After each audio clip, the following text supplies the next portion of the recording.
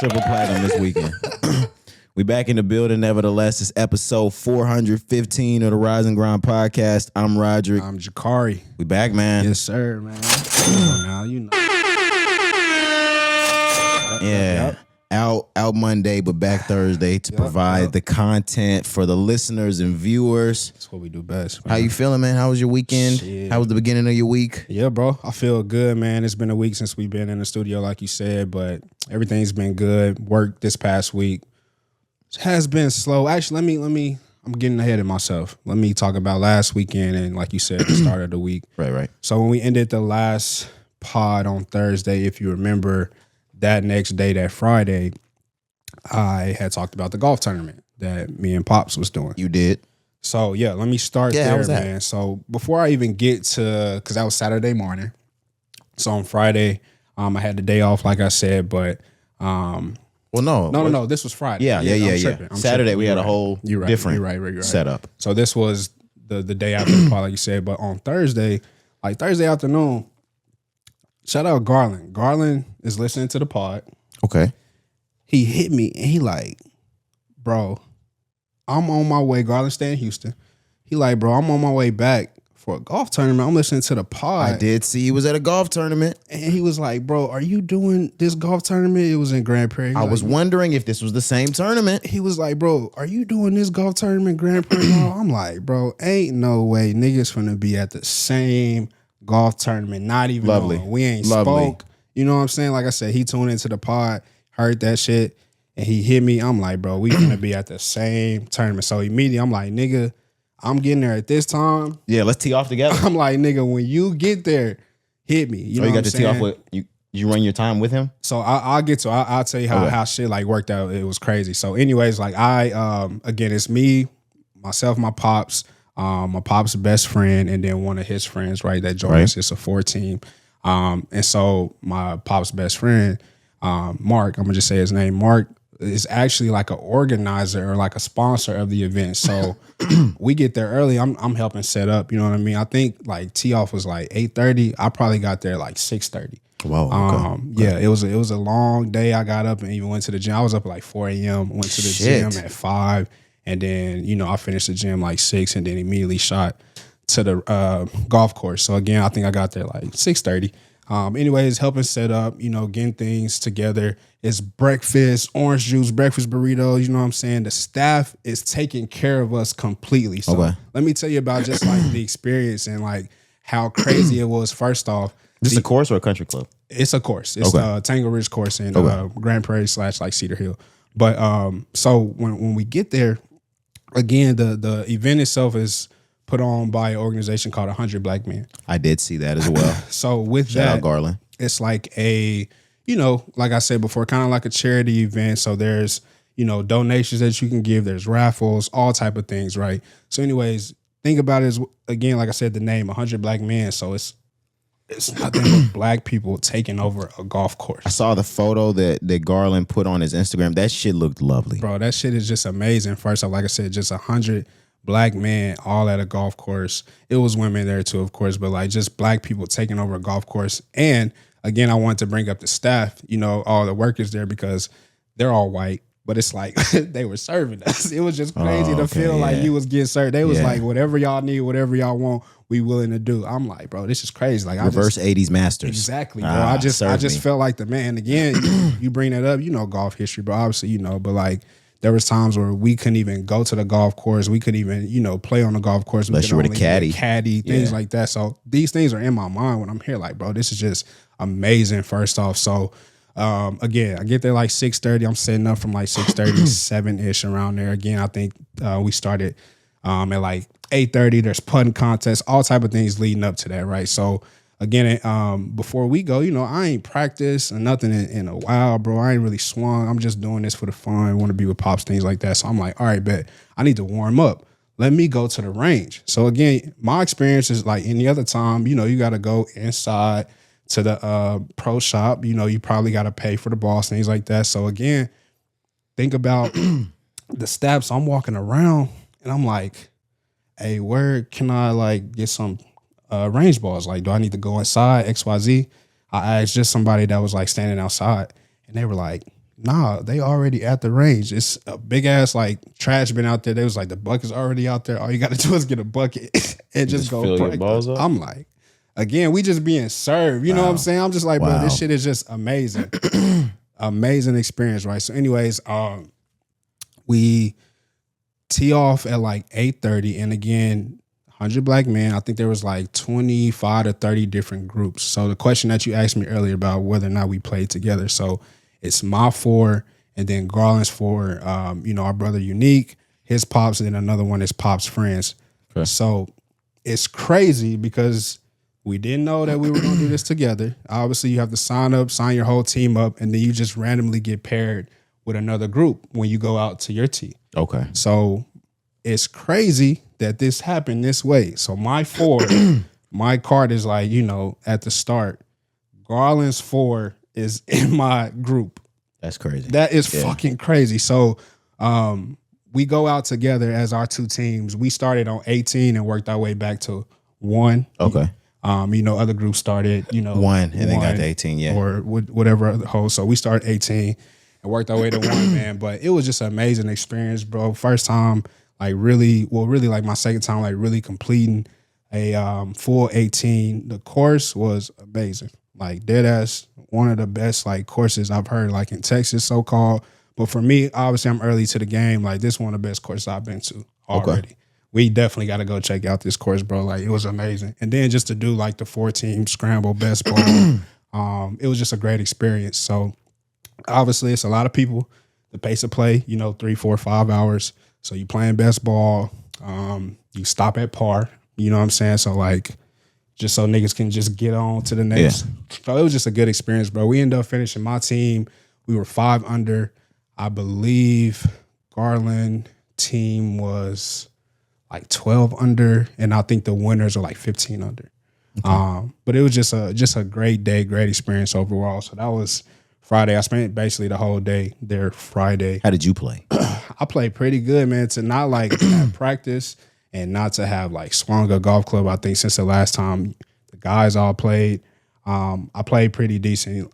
I would say out of the 18 holes, we probably used like my ball for like best ball, maybe like 3 or 4 times. And nigga, this 18. So like, it's long par 4s, long par 5s. Did you drop? I use my 3-wood. Okay. Yeah. Okay. But I'm smacking my 3-wood. Good. Bro. Yeah. Like it was like, oh shit. You know what I'm saying? Like, all right, I got to get back into the flow. I need to take some lessons. Like all these thoughts are like going through my head, but I played pretty good, man. Pops played good. Yeah, I was gonna say, how's Pops? He played good, man. Like that shit was fun, bro. Like so fun. Like I'm ready for us to like. I know you were talking about it with the guys like doing a simulator. I'm like, nigga, we don't even gotta do that. We could really go to the course and do like a scramble amongst the guys and like really do it the right way and really enjoy that shit. Yeah, I'm with whatever. I mean, I've also been looking at simulators as well. Yeah. So yeah, I just. Even if we do that, it's cool. But I'm like, shit, bro. If niggas want to go to the course and do the 18, like we want to plan for 3, 4, 5 hours together on the weekend. Like, let's do it. And let's just have fun. And really, like, it don't matter. Like, let's play best ball. You know what I'm saying? And just have a great time. But, yeah, that was Friday. I'm trying to think. I don't think I did anything else when I came home. Because, again, long day. Started the day at 4. Got to the course, like I said, like 6:30. I think I didn't leave there to maybe like 4 or 5. So, yeah, because after we finished, it was like, like lunch, and then they gave out awards. Again, we had raffles, things like that. So it was like an all-day event. So I probably stayed there like another 2-3 hours after we finished golfing. Okay. So just to put that like in perspective. But again, it was a great time, man. And I'm trying to think if there was anything else that I did on Friday. I really can't remember, but Saturday, woke up that next morning. We had Bible study with the guys. Did, yeah. Great Bible study, man. I hosted this month. And that was just great for me. You know what I mean? Like, it's funny when leading up to it, and I think we all kind of have the same story. Like, you think it's like, bro, how do you want this to go? And like, you kind of overthinking it. You kind of like nervous and things like that. So I woke up early on Saturday morning, kind of got everything together, got my mind right, went and got some food and things for the guys, pulled up to the Bible study, and it was great, man.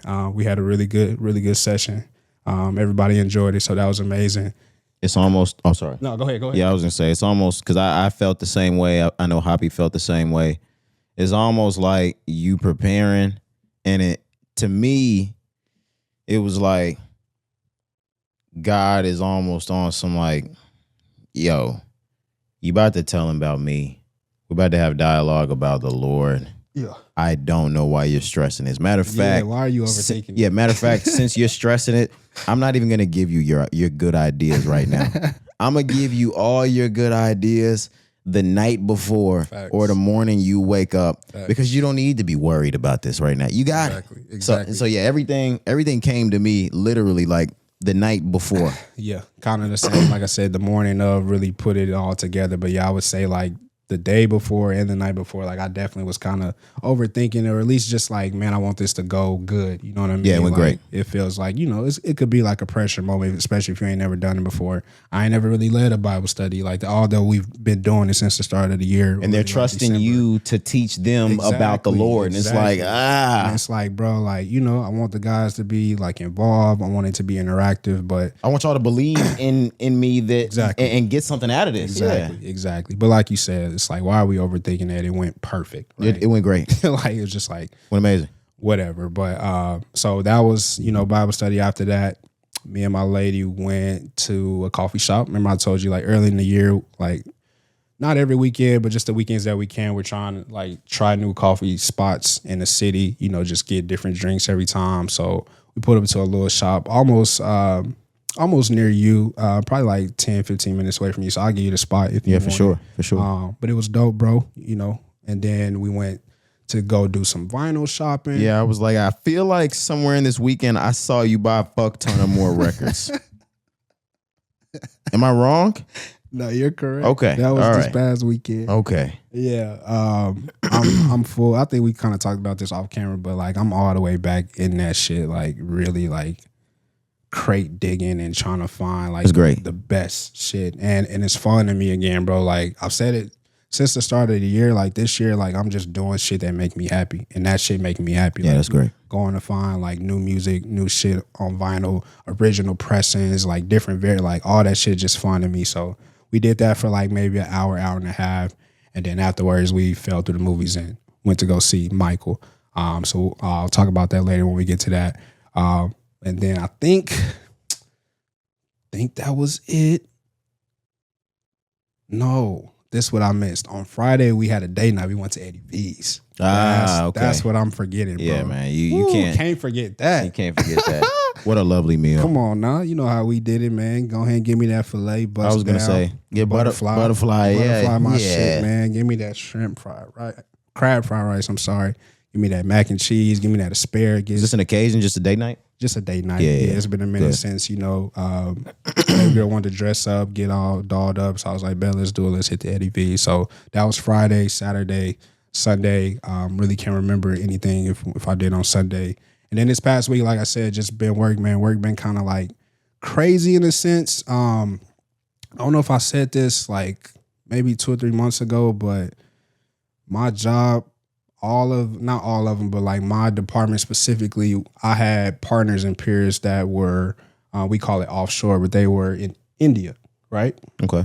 And so my company made the decision. H1B visa. Facts.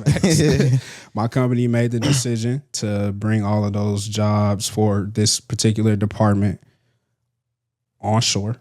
Shout out to H1B visa. So with that, you know, those people lost their jobs, like, unfortunately. Oh. Yeah. Because of that. Because of the H1B visa. Yeah. Oh, so okay. With that, though, the reason why I'm bringing this up, you know, when you lose, let's say 15, 20 people, there's still work that got to be done. So all this work is now on everybody that is onshore. You know what I mean? So with that, work has been, like I said, not really crazy, but like there's just been, you know, some days where it's just like, shit, we got a lot of volume. We got a lot of things to do. I've been working overtime.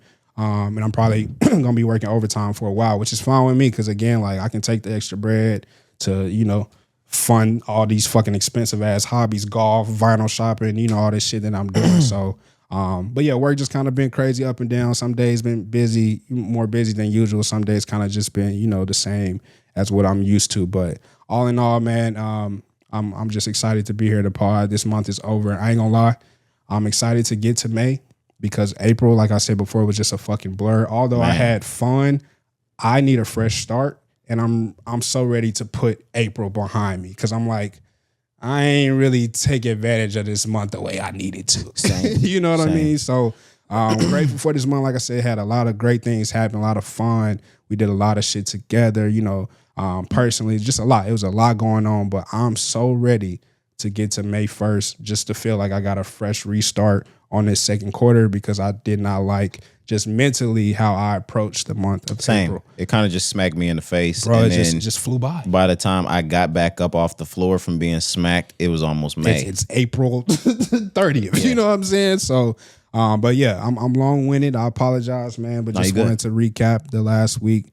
And I think I didn't miss anything, but enough of me. Tell me how you been. How's your past week, bro? The past week has been pretty good, or that corner of a week or whatever it's been. Yeah, something like a week. We haven't been here since Thursday. So when we left Thursday, Friday, got the short day, got that out the way. I'm trying to think if there was something special I did on Friday evening, and I can't really call it. Maybe there was some UFC or something. And that just reminded me, oh man, I'm already eyeing my Cosm tickets for the NBA Finals. Have you been to Cosm? I have not been to Cosm yet. I've been wanting to go, but it was something that, like, I don't mind going by myself, but I told Shorty about it, and Shorty was like, oh, let me book it for us. And Shorty ain't booked shit yet. You said you waiting for the finals, though? Yeah, I am waiting for the finals right now. But before, yeah, like, I've seen some movies. I saw them do The Matrix there. I was like, holy shit. Wow. Like, that's crazy. The code and the numbers running down the side crazy. While the movie is going right. Like, man, shit is going crazy. That'd be crazy. But that's off the story. We get to Saturday morning, like Cari said, we had Bible study, and I took it on a couple months ago, and then I can't remember who was last. The Keese was last month. Right.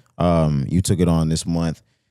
What a great dialogue we had the entire time. I don't think anybody that's hosted one has missed yet. No. And I don't think anybody can necessarily miss, because even if you lost your footing, I mean, we're gonna make a dialogue out of what's going on there. Exactly. But yeah, no, I don't think you missed a beat. I don't think you tripped. I think the plot, like the setup of everything was great. Yeah, we had a really good Bible study. That nigga had breakfast tacos and shit. I walked in, it looked like it was finna be all pork. They pulled a fajita out. I was like, yeah, I was trying to get something for everybody. Yeah, man. I walked in. I know the labels. Like, I know what colors or what labels. Mm-hmm. So like that steak got purple on it. I was looking for that purple. I was seeing red and orange. I ain't even see no potato, egg, and cheese. I got them for me. Yeah. I'm looking. I'm like, man, I see bacon. I see sausage. Yeah. Boom, fajita. Great day. Great day. Great start to the day. Yeah, assalamu alaikum. Appreciate you though, bro. Yeah, for sure. Then we move into Saturday afternoon. I got myself into like the mode that's I feel like I'm getting older. The later I go to the movies, the higher the percentage is I fall asleep in the movie theater. Like that's how old I'm getting over here. If I go see that movie past 8:30, I'm gonna fall asleep in the theater. Like, I don't care who we're going to see. So I matineed Michael. I did Michael at 2. I didn't even do Michael at the theater I wanted to do it at. Because these niggas, like, yo, the place that I wanted to go to, it's like a Tinseltown. $13.75 on the matinee ticket? No fucking way. On Jesus Christ, Cari. That ain't matinee. Me, Shorty, or daughter, they charging a 7-year-old $13.75 on the matinee card. The matinee for the children and the adult was the exact same price. $13.75 on the matinee. No, they ain't get me. Fuck that. That's what I was telling you I didn't go to that one for. I got you. Picked another one. Okay. Cool little $8.75 for me, 5 child ticket. There we go. Yeah. Like, there we go. I thought the economy was fucked up at first. The economy ain't fucked up.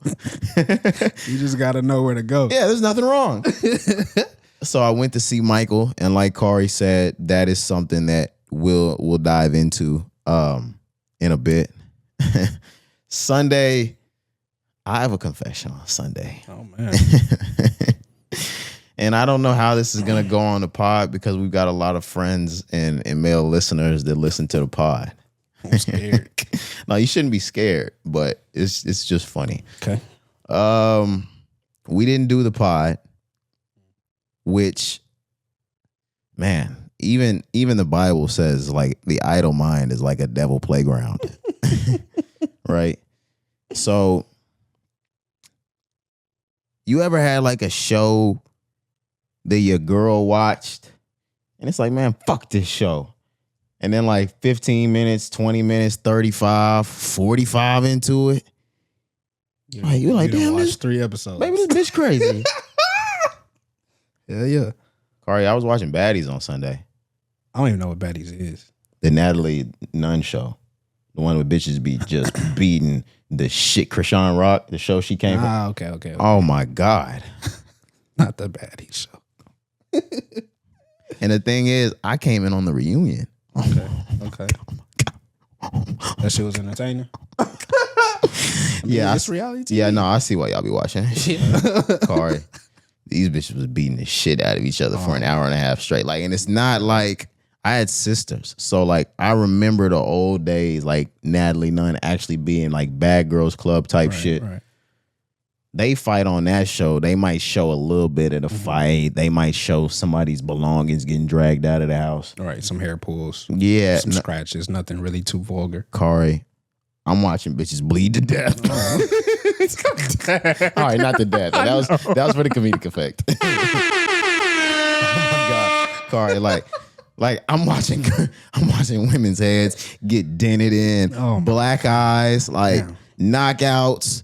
I'm like, oh my God. Every time I pull off to go do the pod, that's what you miss. Yeah, you get to enjoy this. Oh my God, I quit. Oh God. Yeah, I'll just be a hood rat. I get it. Yeah, for sure that.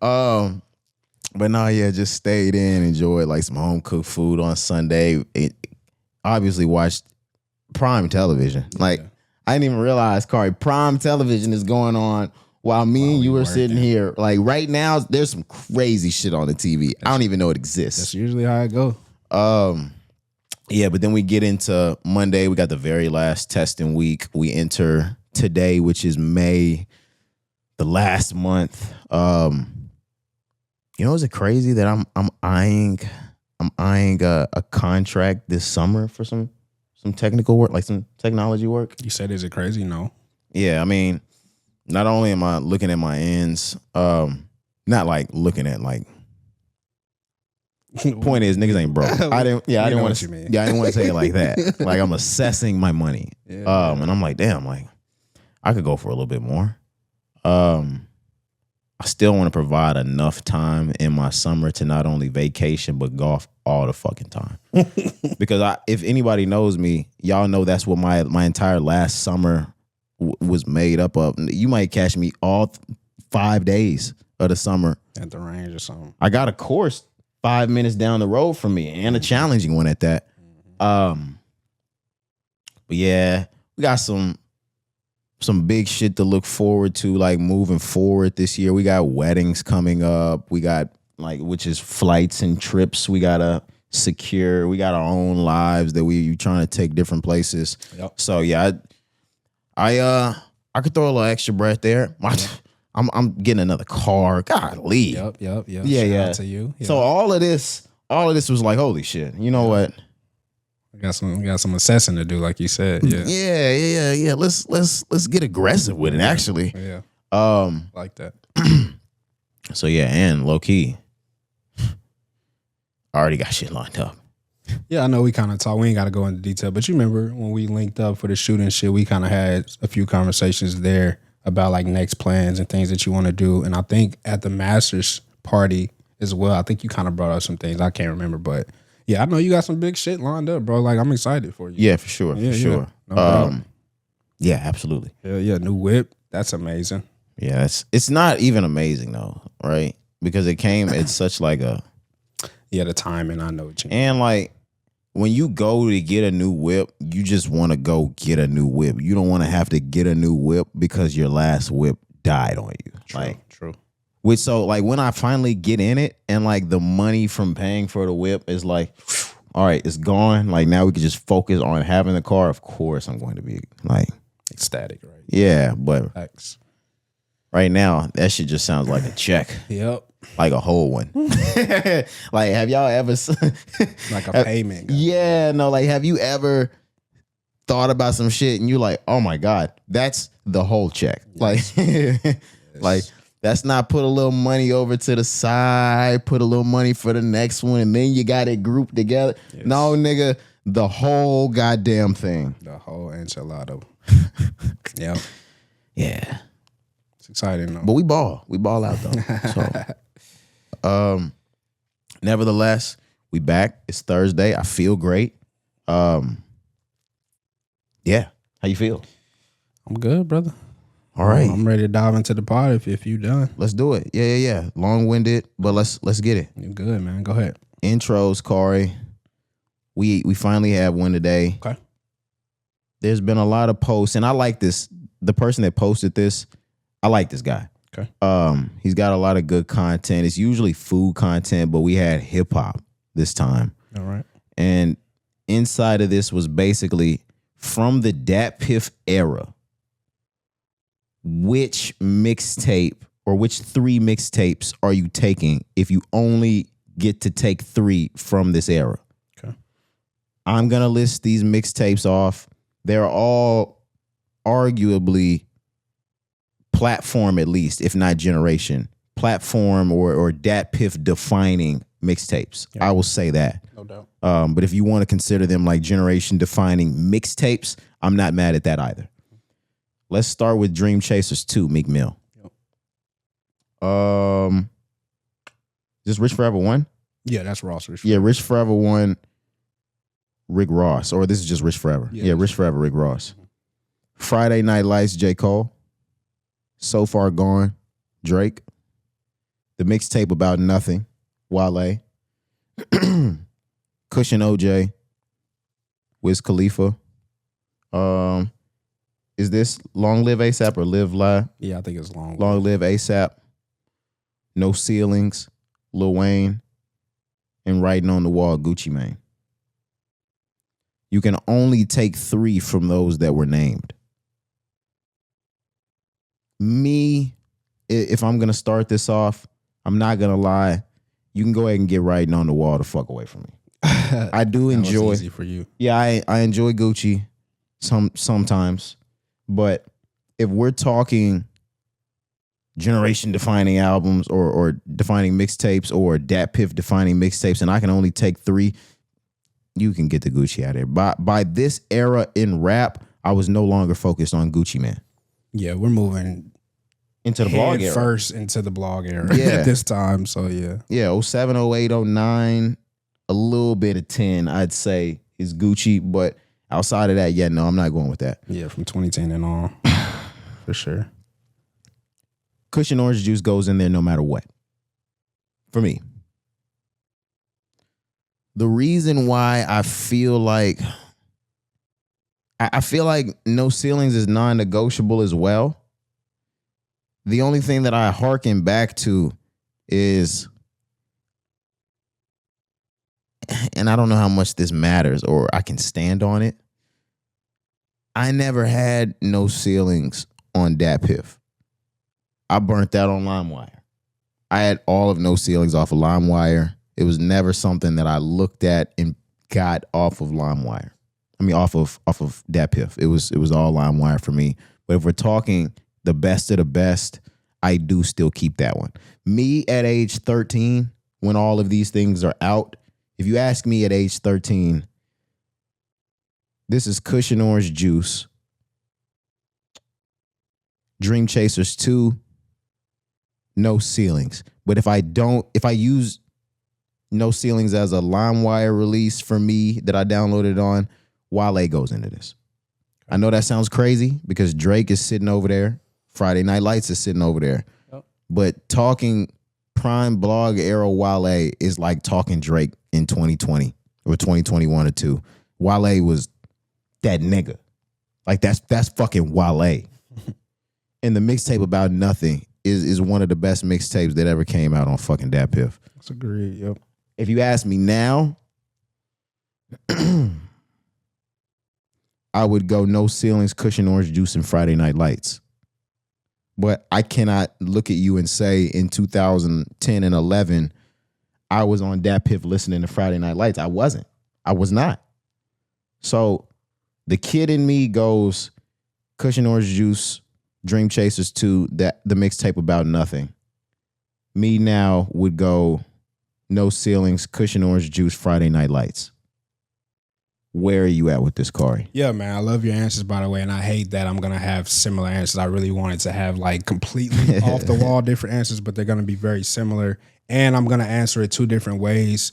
This post was actually sent in our group message, obviously, but it was sent in another group message with my frat brother, so I kind of had a early conversation about it as well, and I answered the question the same way. So I'll start by saying, kind of like how you broke it down, the first way I'm going to look at this is from truly mixtape Hall of Fame on DatPiff, right? Not looking at it as who's my favorite, what is, the best sounding, who had the best takeoff. That's a good way to look at it. I'm just thinking, who broke the fucking DatPiff website? Meek Mill goes first. Meek Mill, like without a doubt, absolutely. Dream Chasers 1, 2, and 3 go on this list, non-negotiable, like you said. Like absolutely, Meek used to break that fucking website, bro. When we talk about biggest, not necessarily best, but when we talk about biggest, Dream Chasers 2, unless you consider No Ceilings, but when we talk hottest in the streets right now, Dream Chasers 2 is the biggest mixtape on this list. Exactly my point, what I wanted to make as well. When you talk about, again, not only impact, you know what I'm saying, downloads. I think this is what the guys joked about on episode 100 about this shit going, what was it? Going diamond on DatPiff. Going diamond on DatPiff. Yeah, that's Dream Chasers like 2. Meek was really breaking the internet absolutely with his Dream Chasers mixtapes. And whether or not you got it directly from DatPiff, it was just like known, like, nigga, if you want it, you can go to DatPiff and get Meek everything. So again, non-negotiable number 1 for me is Meek Mill, Dream Chasers 2. The second one, I almost want to put this one first as well, but it's just obvious. Wiz Khalifa, Cushion Orange Juice, another one that broke that fucking website when it came out, I think in like 2011. I think it's been 15 years. 10 or 11, 15, 16 years now. Broke that website, bro. And not only broke that website, we talked about earlier just the blog era and the time it started. Nigga, like, I'm so sorry. Broke the blog era off and like took off. You know what I mean? Like, this is the biggest mixtape of the blog era. Like, bro, it don't get no bigger than Cushion Orange Juice, bro. And I say that in full knowledge that No Ceilings is sitting on this list. I love No Ceilings, and if you ask me, I think the rapping may be better on No Ceilings. Yeah. Cushion OJ is the biggest and best mixtape to release of the 2010s period. Yeah, bro. Like, the impact is just, like we said already, non-negotiable. It's undeniable. Like, if you missed it, I hate it for you. You had to be there. But it really, like, I hate it for you. Yeah, it really, like, jump-started not only his career, but again, like, for the blog era and rap and the conversations that were going on. Like, this was everything for Wiz Khalifa. It boosted him to have #1 songs in the world, #1 albums in the world. You know what I'm saying? That's something that we can't necessarily say about everybody that's on this list that got that boost. Yeah, you may have had like a great mixtape, a great time, and maybe your project was culturally defining or not, right? I'll get to that point in just a second. But for Wiz Khalifa, he checked every single box. Everyone. With Cushion Orange Juice. So again, non-negotiable. Cushion Orange Juice has to be on that list for me. I have not talked to anyone, and this goes for even interviews and blogs and vlogs that I've seen online. I have not heard, spoken to anyone in our age bracket or generation that does not consider this like one of the soundtracks to their lives. Yeah, Cushion Orange Juice is universal. Black, white, brown, yellow, orange, pink. Exactly. Everybody who was anywhere in between the ages of 12 to 21, or I'd say even 25, when Cushion Orange Juice dropped, stopped and like time stopped for that shit. Exactly, man. Just amazing time. Oh my God. Yeah. So, and then the last one, number 3, again, just answering this for truly what the title is, DatPiff Mixtape Hall of Fame. I have to put No Ceilings in that. Yeah.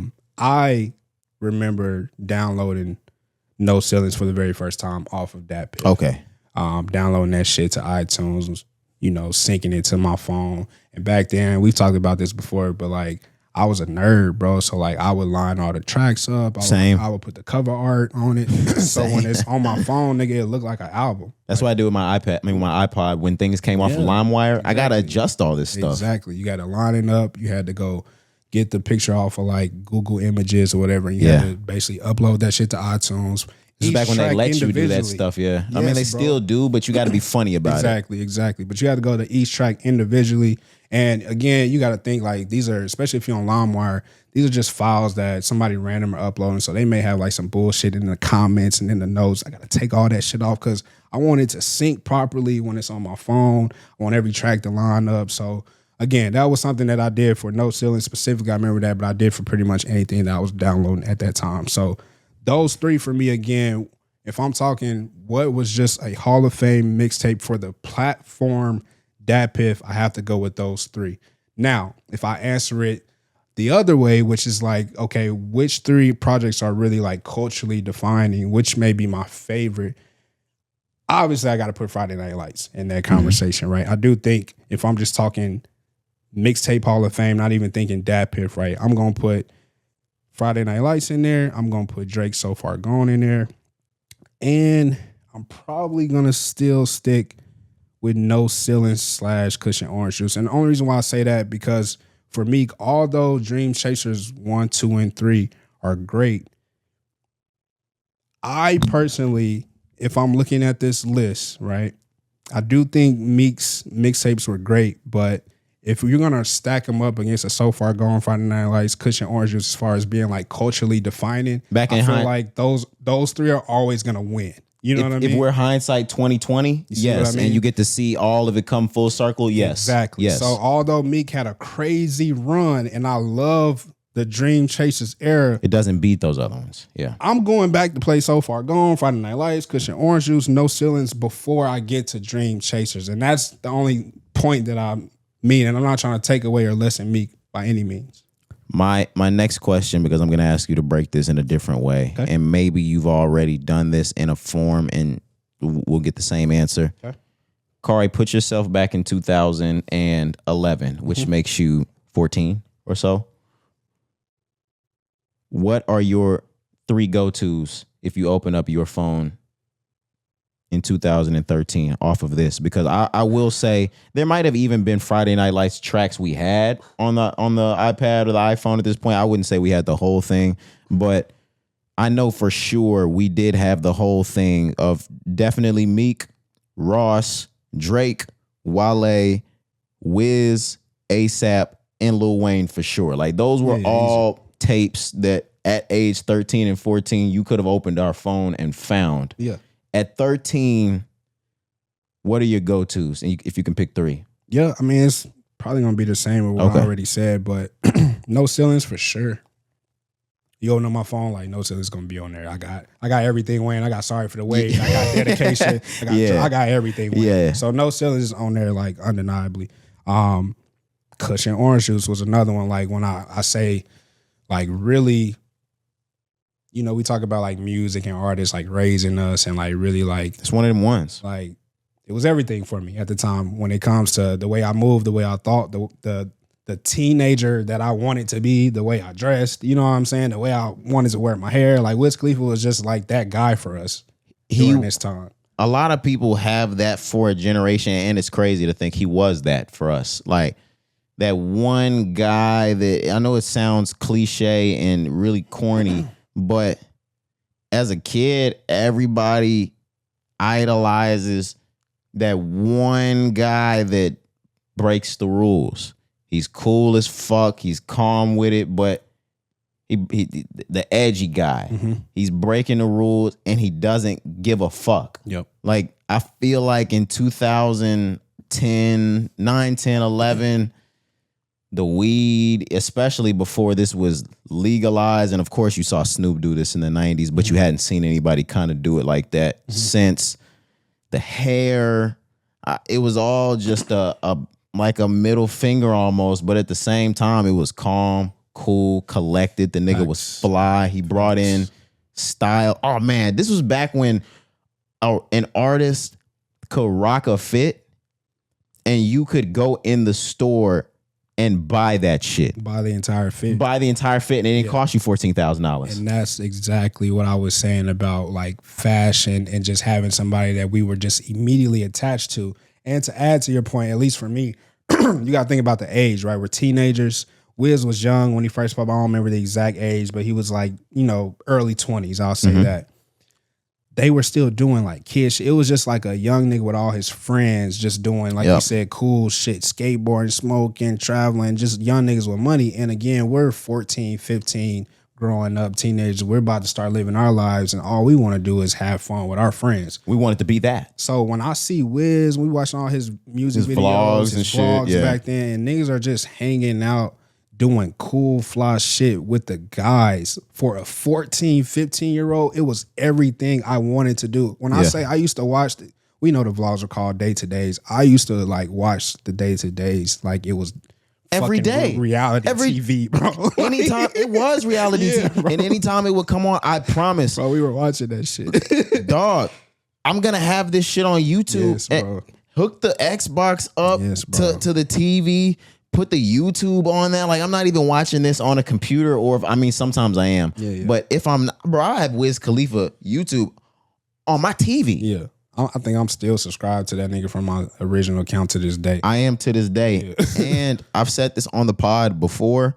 Not only is the video still favorited in my phone from the moment I favorited it at 13 or 14, I know how to roll a joint because of Wiz Khalifa's day-to-day. I can hear his ass like, cause it's how to roll a joint with Wiz Khalifa. Like, and how to. Yeah, I can remember every single part of it. Yep.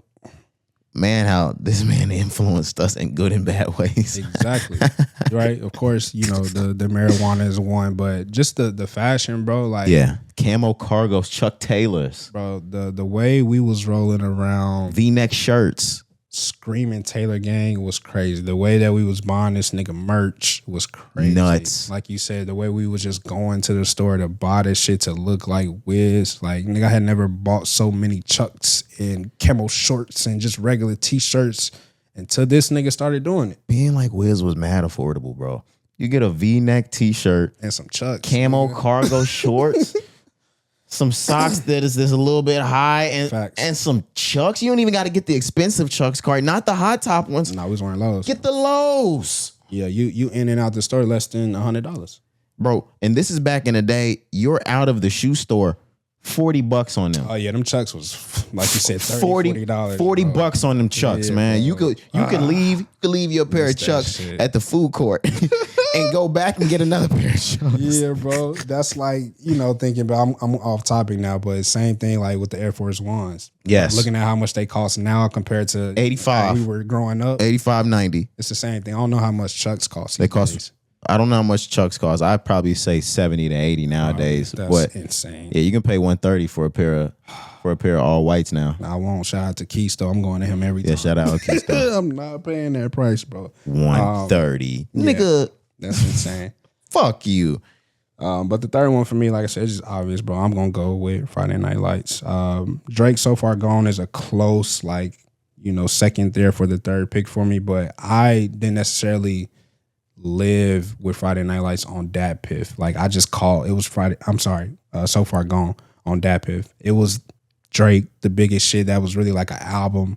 Like, I didn't even have to download that shit myself. I just heard it everywhere. I eventually obviously had it on my phone, but I didn't pick Drake because that was another LimeWire thing for me. That's what I'm saying. I don't even remember downloading that one on Dat Piff. I think that was more like a LimeWire because that one was 09. I had that stuff on. Yeah, 09 was LimeWire. Exactly. Heavy. That's what I'm saying. Like, we didn't really get to like Dat Piff, at least for me, till like 2010, 11. You know what I'm saying? So that's why it's Drake so far gone. But again, if I'm just thinking about like this era, this time for me, you ask me like what would be my 3 go-to if you open up my phone, like probably my recently played Friday Night Lights, Cushion Orange Juice, and No Ceilings. I'm just sitting here thinking, Cari, do you know how fucked up the music game had to be for an artist in 2009? Imagine 2009 was your biggest year in music and nobody bought your shit because everybody pirated it.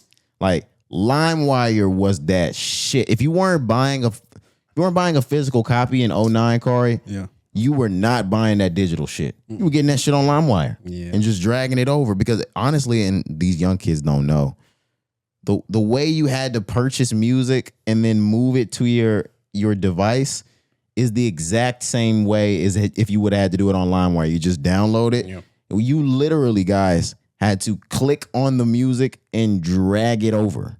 And then like you said, if you bought the CD, you had to still put the CD in and burn the music to your whatever. So and same shit. If you bought it on iTunes, you still had to drag it over to your device. Yeah. It's the same concept, not the same way of purchasing. No. But the same concept. It actually removed the way of purchasing. Man. And oh my gosh, you telling me I don't have to pay $9.99 for this? Yeah.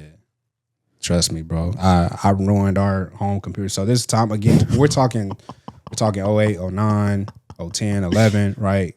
So we still have, the home computer, the desktop computer. Yes. Fatback. I ruined that bitch. Like, did you put viruses on there? Yes.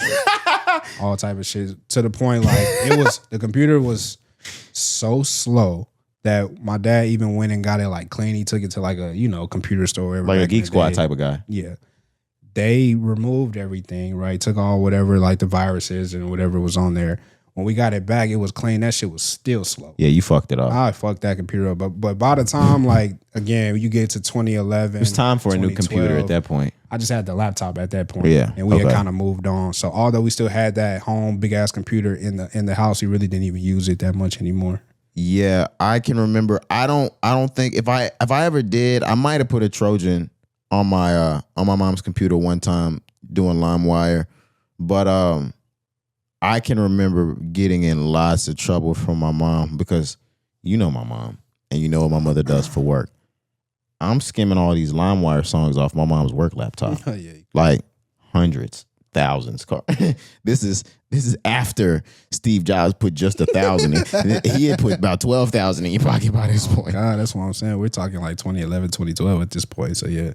I'm doing it, Cari. Channing's doing it on my mom's laptop.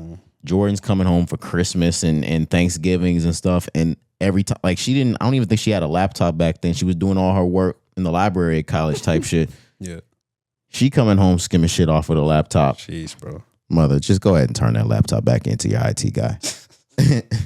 Because it's worthless. Yeah, your mom was working from home before that was like a worldwide known Yeah. thing. So like, yeah, I can only imagine like that your mother's computer was her lifeline and y'all are fucking up the computer. She was probably mad as hell.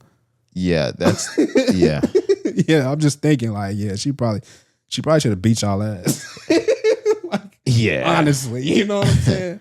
That's yeah. crazy on the work computer. Because I had them flicks popping on my mom's computer. Yeah, I know you did. Little mannish ass.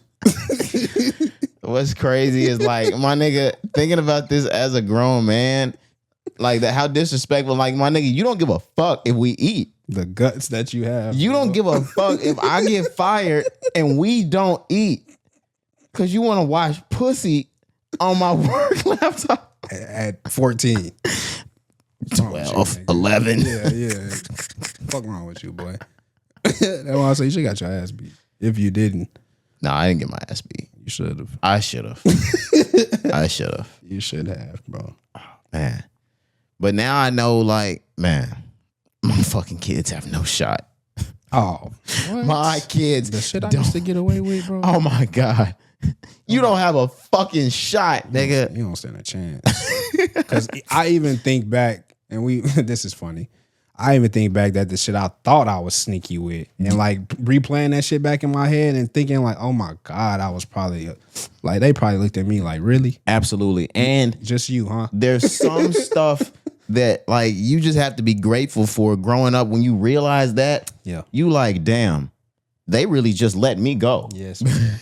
Because who the fuck was I fooling? Exactly. Yeah, no. Yourself. You run past that, especially working in a school. I run past this all the time. Like, these niggas feeding me lies, and I'm like, bro, I've been 13 and 14 and 15 and 16.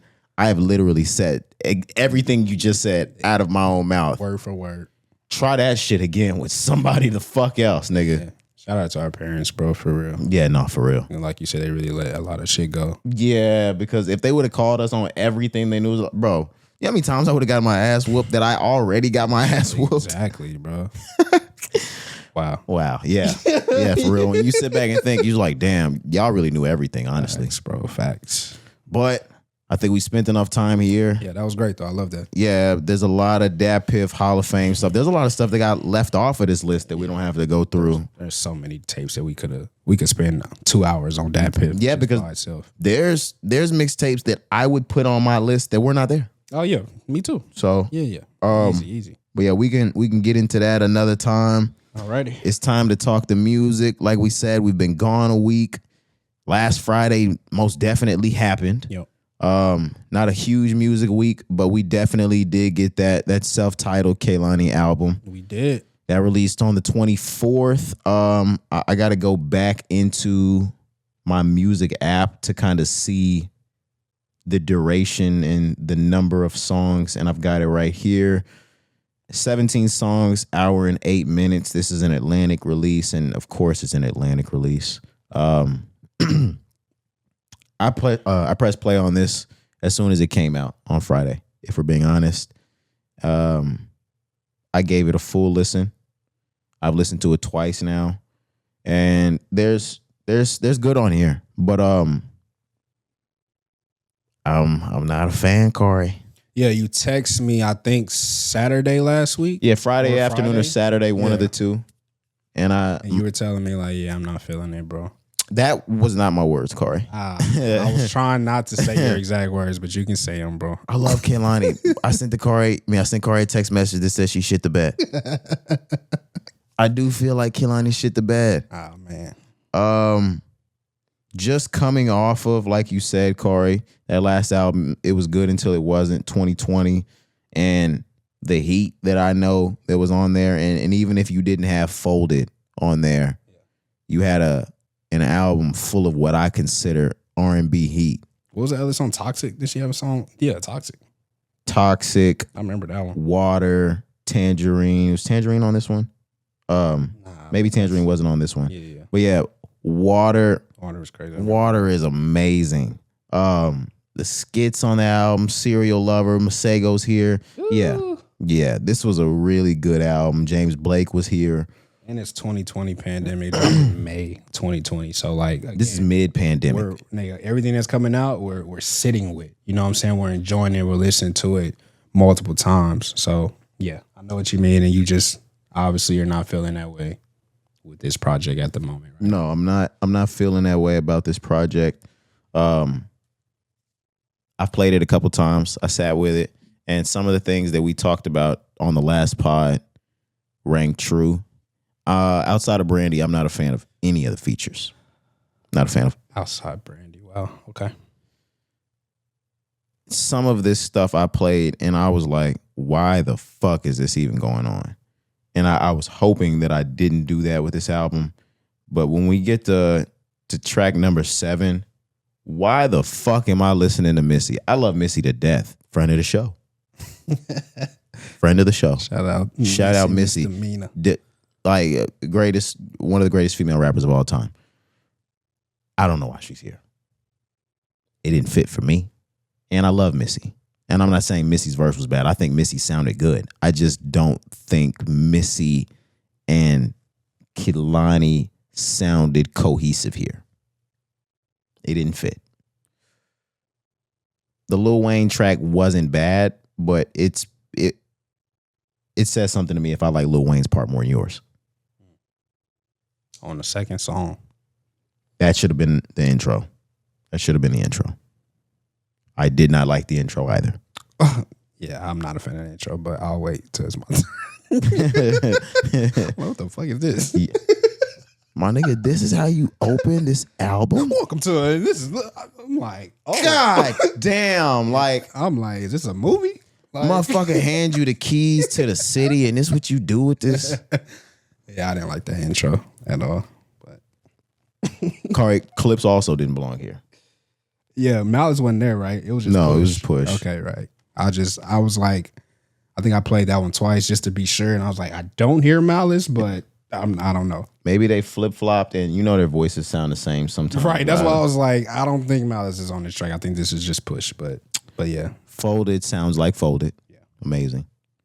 I Need You with Brandy. I enjoyed that record. Ooh's not bad. Ooh's not bad. I didn't need track 7. I didn't need the Usher song. And Usher is my favorite singer.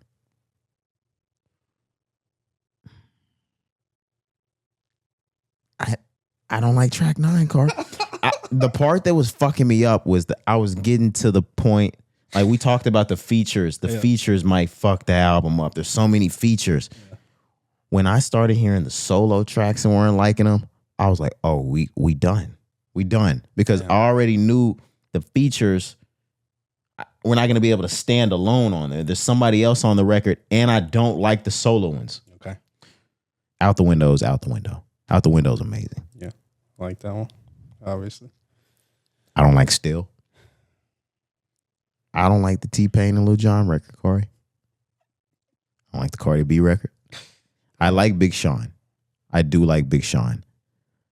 I didn't like the record, though.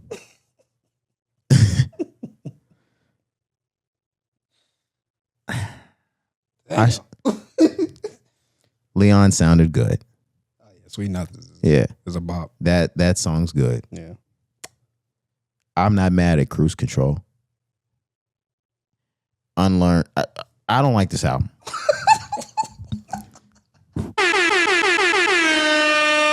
Man, I'm usually okay with being wrong. This, man, such high expectations for this album. Like, that, what I truly said by like somebody gave you the keys to the city. This was the door for you to blow down. Insert yourself as the number one in R&B. And I think she shit the bed. I think Atlantic let her shit the bed. I've never seen Atlantic let niggas do shit like that. Damn. I don't know who A&R at the album. Damn, it sounds like I'm doing a number, Cari. How did you feel about the album? Yeah, I need to. I just told myself when I said, Cari, how do you feel? I was like, you know what? We need to give this a breather. And when Cari's done, I might say something else. All right. Hopefully I'll be a little shorter. And on the last little topic, right, the little intro, I was upset because I'm like, damn, I'm finna like basically agree with everything that you said. Now I'm about to disagree with you. Really? I don't think this album is as bad as you are making it to be. But I will say this. I'm going to go through the tracks just like you did.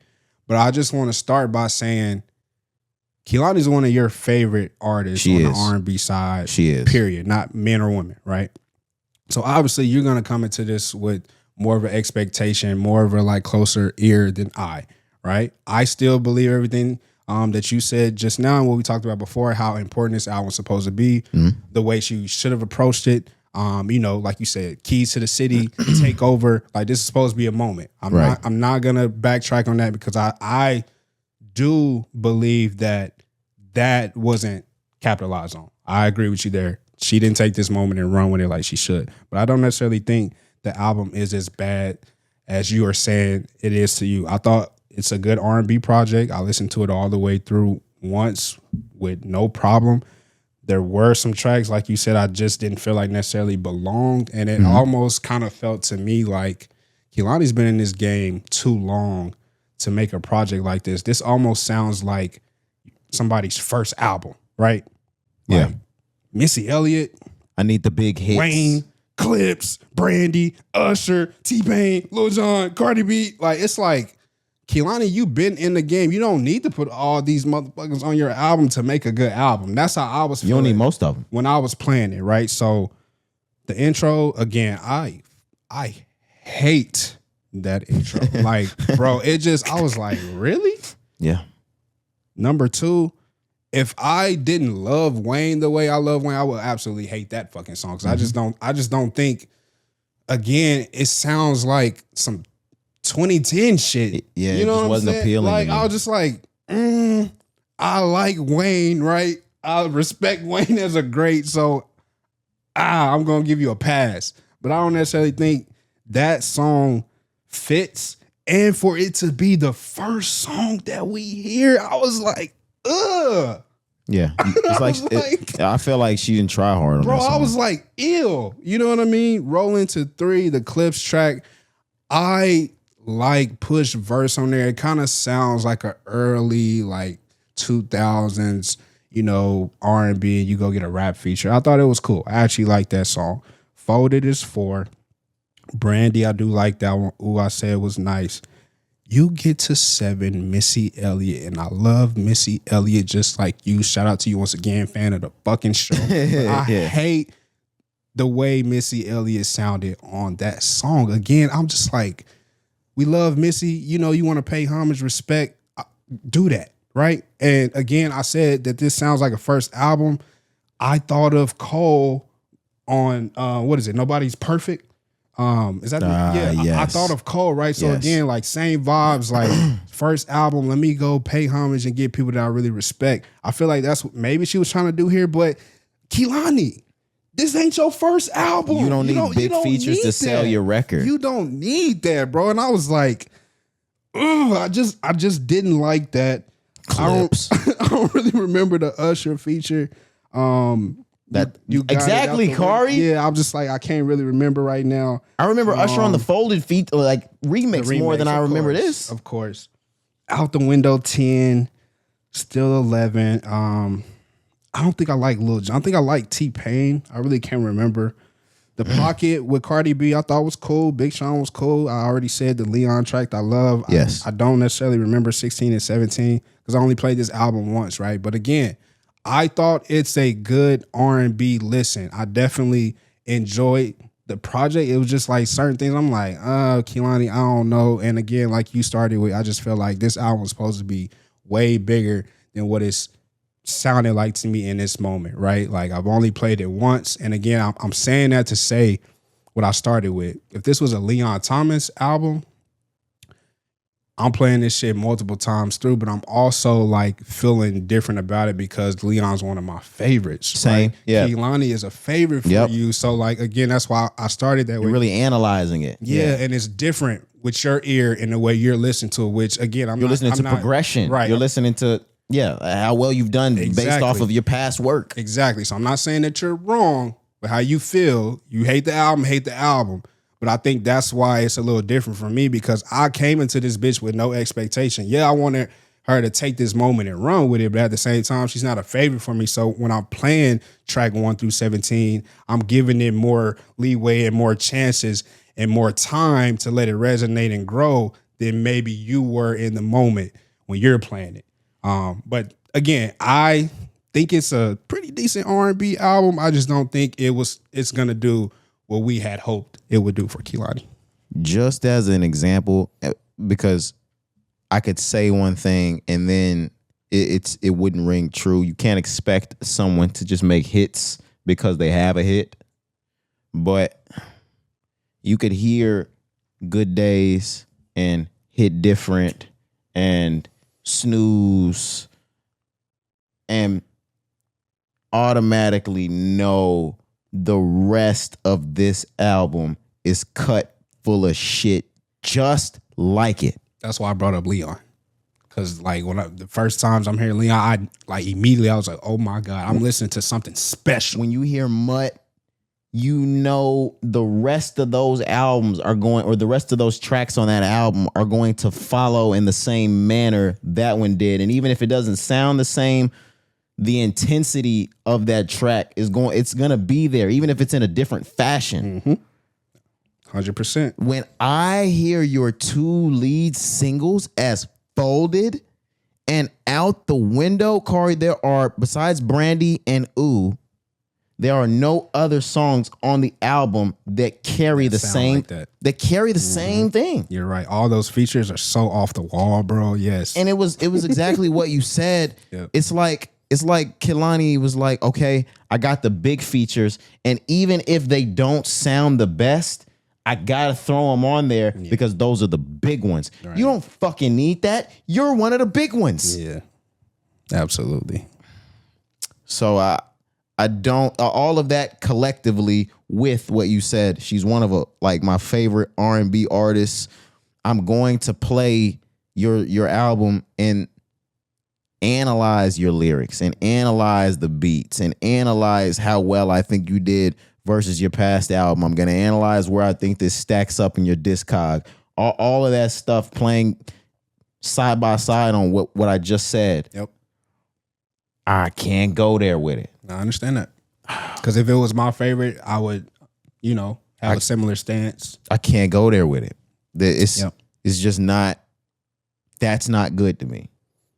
That's fair, bro. Especially, just like I said, I mean, with SZA and her, I know what type of music you're capable of making. Now I feel like you went in there and got lazy. Mm-hmm. And I would hate to say that because motherfuckers put they all into shit. And take years to make shit. Yeah, I mean, man, disappointed. That's what I'll say. I was very disappointed by the album. Yeah, I'm gonna give it another listen. Me too. Hopefully over the weekend, so I can come back on Monday and maybe say a little bit more. But although I played it one time through, right? And this doesn't matter if you're my favorite or not. Again, sometimes when you hear music, it stops you in your place. You know you're listening to something special. You appreciate it. When I got to the end of this album, I was just like, I'll play it again. That's it. Sometime later. I didn't have to go back to it immediately. And so again, for me, my stance, that's why I knew right there in that moment that this ain't gonna take her to where we wanted it to go. I thought I'd be playing this album all weekend, Cari. I real shit expected to be playing bops from this album all weekend into the week. Yeah. Like the way we didn't expect Giveon's album to be that good. Hell yeah. We hadn't played or downloaded and listened to that many Giveon songs at once since 2021. Yep. That nigga gotta listen every day for the next 7 days out of me, Cari. And more than that. And more. I still play tracks from Giveon's album. Yeah. I didn't wake up the next morning on Saturday and play that fucking Kehlani. I wish I would have been able to. Holy shit, I wish I would have been able to. I just thought this was going to be some nice, grown, sexy 17 tracks just full of that. Yeah, bro. That intro sound like a programming. Yeah, yeah. It sounds like subliminal programming. Yeah. Bro, I was so hurt by that. Man. Not the way to start, but shout out Kehlani. And the thing about it is, with R&B, the number one don't come by like that. Like Folded? Yeah, this isn't pop. This isn't like rap. Oh yeah, we talked about that. Like the number of the song, your moment could be short. That could be it. That could be it. Exactly. And of course, that's Kehlani. She's a hit maker. Right. She's gonna be here, but I know what you're saying. But if we're being honest, I don't think Kehlani in her entire career has reached the highest high as Folded. Yeah. Folded is just different, bro. You may never see that again. Right. You want to attach that shit to your greatest piece of work. Exactly. That's your Thriller. You named this album after you. Yeah. All right. I'm going back where I I'm going back where I left. I'm good. Yeah. I'm going back to that place I left. Yeah, dark place. Let me stop. I'm crying, bro. But to get out of there, let's move on into a little bit more music. Okay. Over the weekend that we weren't here, Benny and BSF, they released a new project, Ashes in the Safe. That came out last Wednesday. I do have this downloaded. That was a total of 9 tracks, 26 minutes. This is really just Benny again putting on the BSF team. I think Benny's only on really one song, The Closer. I was about to say it's at the end, right? Yeah, I don't know what the fuck that says. Costella Maurice War. Yeah, probably. And I've given a listen to this. The BSF niggas hard, man. Them niggas tough. I gotta play this. I haven't played this yet. Yeah, I played it once through, but I haven't, just sat with it and been able to analyze lyrics, things like that. But this is Benny the Butcher, Fuego Bass, and BSF. Check that out, especially if you're a Griselda fan. It should be a pretty good listen. I don't see my boy Camino on here. Yeah, no, El Camino's not on this one. No El Camino, no Ransom. Yeah, right? Yeah, no. So it's just Fuego then, right? Probably. They probably just titled it like that. Maybe so. I don't know. But maybe so. I'll play it just to see. Yeah. I'm looking at the bio. This is Fuego. Oh, okay. Yeah, that makes more sense. But I'm gonna still play that though. Closer's Benny the Butcher.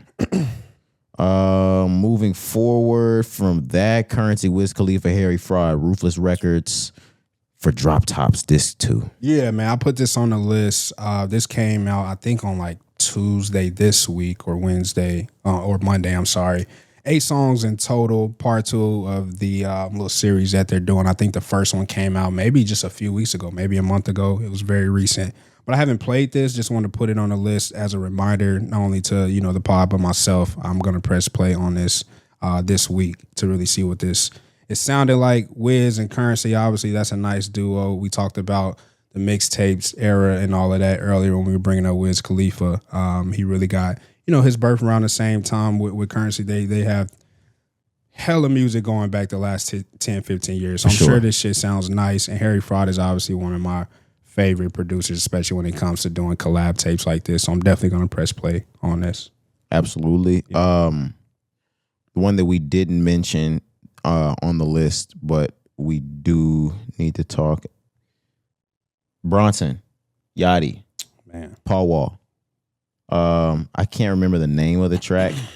Yeah, me either. Let me look at it real quick. I sent it to you. Yeah, I was actually trying to get back to that. Triceratops. This was produced by Derringer. Okay.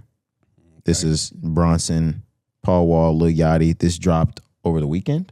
Yep. Yeah, it dropped on Friday, I believe.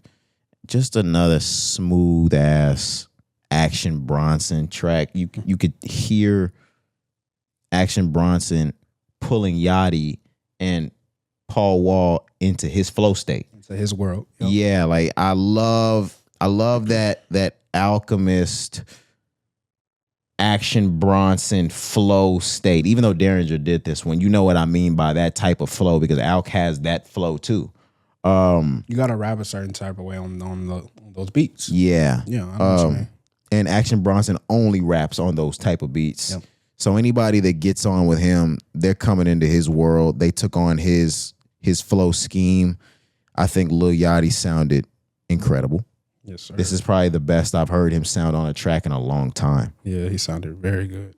Paul Wall is in rare form, nigga. Yeah, he stole the show. Yeah, I mean rare form because you don't see him pop out too much these days. Mm-hmm. And when you hear Paul Wall, is usually always a gritty Swisher House type of beat. Yep. Gutter, very Houstonish. No. Flushing, New York, my nigga. Yep. Yeah, made you rap on some Action Bronson shit, and this might be the best Paul Wall verse I've heard in the last 10 years. Yeah. It's probably one of the best Paul Wall verses I've ever heard. Yeah, ever. I started thinking about like tipping on fofos, shit like that. I can't tell you this is Paul Wall's best verse. It's not. Right. We're not saying that, but it's up there. It's definitely made the list. Yeah, bro. I couldn't agree more. I sent this one to you, I think sometime over the past week. I can't really remember what day, but same thing that you said. I think it was great to not only see Yachty rap well through all the bullshit that he been doing, but to see Paul Wall, a Texas legend, come into this New York world, like you said, and really, it felt like he fit. You know what I mean? So I was super excited about this. And Action Bronson's about to drop an album. Yes, he is. Planet Frog. I don't know when. I don't think he's put the date on it yet, but he did do something I thought was funny. So obviously, but every time he drop a project, you know, the artwork is super crazy. He like, doesn't he draw the shit himself? I think. That I don't know if he draws himself, but I know it's some crazy artwork like every time. Like nigga, like I'm trying to compare it to some shit, but it's just amazing, right? So he took to social media, I think like maybe 2 or 3 weeks ago, and he posted an AI album cover saying Planet Frog is on the way. And boy, they tore his ass up in the comments, right? Because again, if you know his history, all his album covers are amazing pieces of art. And then he posted a AI picture saying like, this is the new cover art. They got on his ass, I think maybe like a day later or something. Then he posted what is truly going to be the artwork. And people were, you know, saying, did he do this shit on purpose, blah, blah. And I'm like, yes, he did that shit on purpose, bro. He wanted to, you know, get people talking about him. There's an album coming.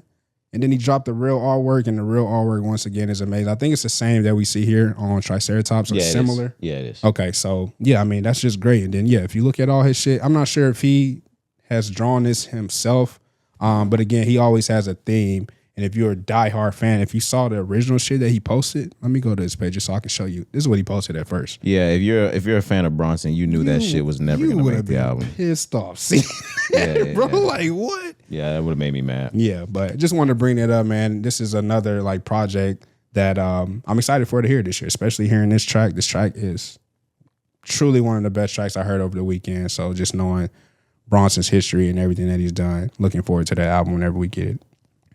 Absolutely. We got one more record to talk before we get into the news. All right. On the heels of Latto's new album releasing at the end of this month, that comes out on the 29th. Okay. She's released a new record leading for the album dropping. It's called GOMF, Get Out My Face, featuring GloRilla. GloRilla. I will say I'm a big fan of this record. There's a Soulja Boy sample or flip, whatever you like to call it. I like that. I like that they got Soulja Boy incorporated for the visuals. Yep. I think Latto sounds great. Like I said, this is part 2, 3 of us finally needing to have that fucking conversation, but it's whatever. GloRilla is someone that I would consider probably the number 2 or 3 in the game right now when it comes to women in rap. And I think she sounded amazing as well. She was talking shit. She threw some shots there at GloRilla. You didn't have to. I guess that's her name. That's what they be calling her, GloRilla. You just call me up. They be calling her that. Yeah, they do. GloRilla's crazy. Yes, you got some shots thrown on the chorus to GloRilla. Mm-hmm. I like this whole thing, all in all. I think it was a good record. I think there's really great energy between the two of them. I think they sound good together. I think it gets the people hype. If we're males and we're really into this, I know the ladies are going fucking crazy over that record. Yep. Yeah, I like it. I like it. They both bad. You know, what's there not to like? They both bad. Sorry. That wasn't necessary. It wasn't necessary, right? Yeah, I didn't even need to say that shit. My fault. Oh no, that's funny. I think this is a smash though. I'll be short here, but I second everything that you said. This is a smash hit. It's gonna sound great on the album. I think it's track 3 on the album. I forgot she did Business and Personal. Mm-hmm. We already have that. So yeah, I mean, so far like Latto's shooting batting 1,000, bro. Like I'm loving what I'm seeing.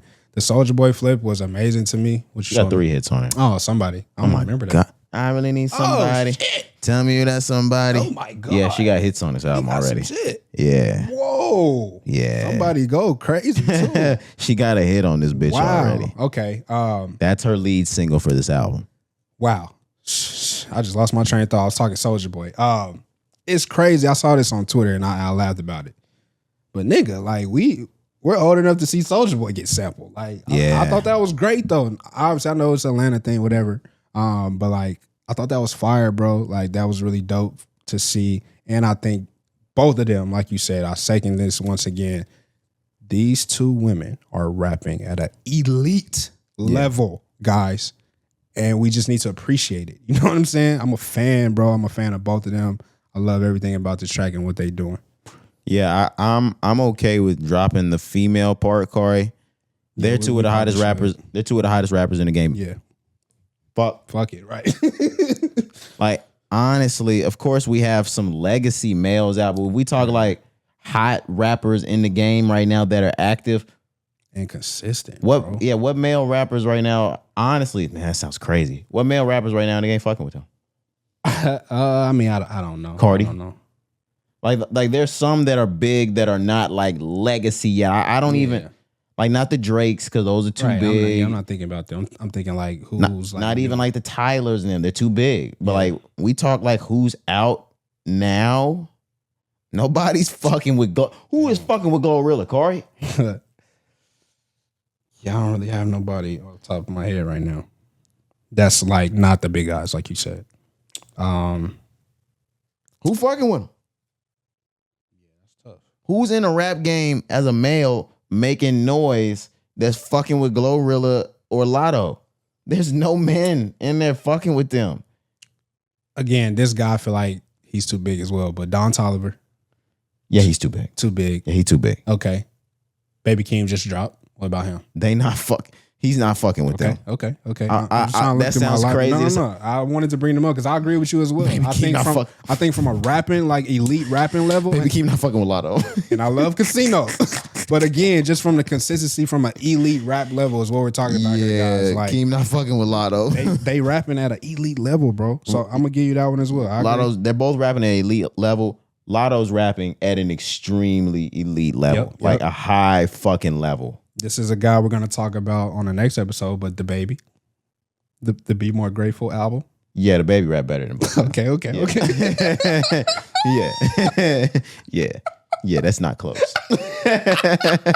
I'm just looking through my library, If bro. DaBaby was a woman, he'd be the greatest female rapper that ever lived. Like, it's not even close.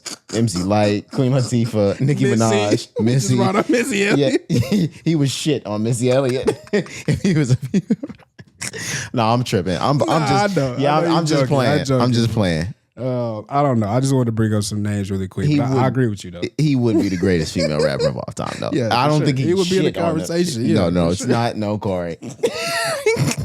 No, Cari. I'm trying not to give him the crown. The gap is far and wide. Okay. That's fair. Yeah, no, but the fact that you had to stretch to the DaBaby, Cari, they are the two hottest rappers in the game that aren't legacy acts. Yeah, I was just trying to look at like some recent like outside of Don Toliver, like you said. Yeah. Don Toliver is the and Playboy Cardi. Even if we want to mention them, those are the only two rappers in the game fucking with them that are not legacy acts. Yeah, it's hard for me to think of some other people right now. I'm trying, but yeah, I mean, I don't have anybody. I'm gonna ask you a question. And do I think this rapper can rap his ass off 150,000%? And I'm not even saying the answer goes to Latto. I'm just asking. Niggas gonna tear me up for this. Cari, Lil Baby rap better than Latto? Does Lil Baby rap better than Latto? Yes. Okay. Yes. Okay. I needed the reaffirmation right here. Yeah. Okay. For sure. Like it's not even close. Yeah. I'm going Dominique every time. Okay. Yeah. I'm probably going Dominique too. Okay. You think it's a little closer though? Latto rap better than Dirk? Latto better than Dirk? Nah. See, and this is the thing. Cari was always a little bit, in my eyes, Latto definitely doesn't rap better than Dirk. Yeah, nah. I was really just trying to think because obviously I know the situation. I was thinking about his last project and things, right? But nah. I'm thinking as soon as I asked that question, the bars in my mind went, must be out of my mind. You think we ain't spinning for bro. We spinning for show. Right. Had a switch on me, not a 38 dummy, but we still. I'm like, yeah, nah. That was stupid. That was stupid, Roger. Right? That was stupid. Close. Okay. Dirk be rapping his boy. Yeah. No, when Dirk getting his bag, Dirk be rapping. No, Dirk be rapping his ass off. Facts. And I done gave Dirk hell numerous times on the pod. You know what I mean? But Dirk rap better than Baby? I think Dirk raps better than Baby. I think if you get Dirk going and he going on one, like a verse of Dirk just spazzing sounds better to me than a verse of Baby just spazzing. Maybe this nigga gonna make me play Voice of the Hero this week. I ain't even been on that type timing, nigga, but now I'm on that timing. I had to play it the other day. Okay. I ain't gonna lie. Shit. I'm headed to Chicago this summer. Nigga. I saw you tweet. I know I can't get right in front of Obama's house because trust me, I've already looked it up. Okay. Nigga, I'm going to pull a 4x right by Obama house. Nigga, I don't even drink lean. Yeah, I saw you tweet. I'm gonna have some for the day. No, it all makes sense. God did see. I'm like, I'm going to pull a 4 right by Obama house. Are you crazy? I actually can't wait. Yeah, that's a good one. Ask me again on 416 about that because I'm definitely pressing play on that album now. Yeah, I haven't heard it in a while. That's an easy one to just go back. Like what? That album's amazing. What? Nigga, can we end the pod now? Nigga, I'm trying to play that bitch right now.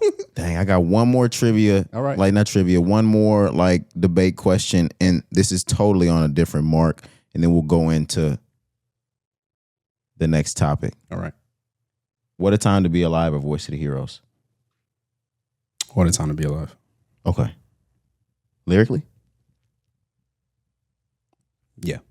Oh, you smoking that shit, Car. You fresh off Voice of the Heroes though, so it's probably easier for you. I do take What a Time. I'm gonna still say What a Time right now. I do take What a Time. That's my better project. Yeah, lyrically, Voice of the Heroes got it. Like the shit that Baby and Dirk was talking on the tape, Cari, you might walk away saying the same. The lyrics on that motherfucker? Yeah, I gotta, again, you fresh. Like, I can't even remember certain things right now. I remember song titles, right? But, those like one-offs, like you just said, like Pouring the Foe by Obama House, like, I'm not fresh on the one-offs right now. So, give me some time. I'll come back. Gosh. I'll come back to that one. Voice of the Hero, the actual song? Yeah. When I broke her to sleep with oh my gosh. Shit song. Oh my God, they wouldn't get that nigga Dirk a bond. Oh my God, they wouldn't give him a bond. That shit was hurting my soul. They wouldn't get that nigga a bond. He out telling us about that shit. I'm like, oh my God, why the judge wouldn't get that nigga a bond? He said this shit hurt my soul. Oh my gosh. Yeah, I feel that. Yeah, I'm playing it again. One more artist though. This is not a comparison. Yeah, go ahead. I just thought about somebody from Atlanta that we just blew over. Jid is from Atlanta. They not rapping better than Jid. Neither one of them women. I'm going back to the original. Nor could they ever. Okay. All right. Jid, like we just live in a trap music era. Yeah. Jid is one of the best rappers we've ever heard. Yep. Jid is probably the best rapper we've heard in the last 15 years. Rapper, lyricist, bar spitter. He's probably the best. Or I'm sorry, 10, not 15. 10. Yeah, I'll say like 5, 10. Yeah, because then we start talking Cole and Kendrick. Right. I was gonna say I was thinking that too. Because like Jid's the best lyrical artist we've heard since Cole and Kendrick. Okay. I'm all right at that because I think Jid's like first tapes are like 2016, 2017. I think is what he was doing. Like the what was it, DiCaprio or whatever. Yeah. So 10 years. I'm fine with that. Yes, 10. Yeah, I stretched saying 15. 15 was kind of crazy. That's wild. We were in a very lyrical era. Right? I swear, when you said it, I said, I don't know about 15, yeah, brother. no. But I'll give you 10. He's the best. I'll give you 5 easy. Absolutely. Yeah, but like 10, I'll give you 10. I'll say he's the best bar spitter in my, no. I don't know, Cari. Yeah, don't give him like chill. I do give him 10. I would say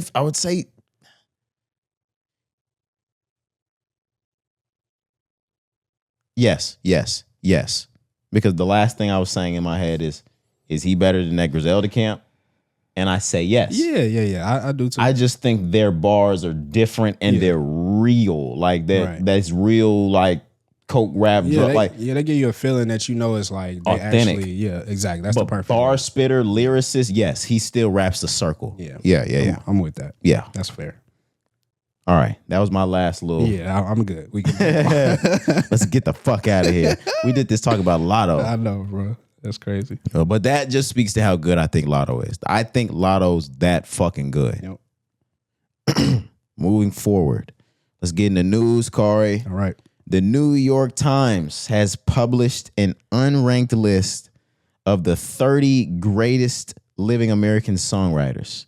This was voted by over 250 music insiders, New York Times critics, and I have that list, Cari. All right, man. I do too. Let's go through it. Let's start off with Jay-Z. Okay. Young Thug, Kendrick Lamar, Outkast, Missy Elliott, Mariah Carey, The Dream, okay, Bad Bunny. You didn't say okay. All right. Babyface, Stevie Wonder, Nile Rodgers, Jimmy Jam, and Terry Lewis. I told Jimmy Jam I used to Grammy.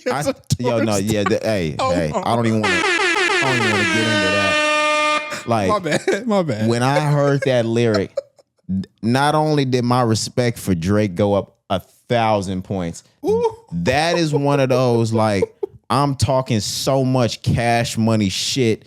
Like, oh, brother. Not only do I use the Grammy as a doorstop, my nigga, I'm telling Jimmy Jam and Terry Lewis, I use my fucking Grammy as a doorstop. I'm sweating. Like, I told Jimmy Jam that shit, nigga.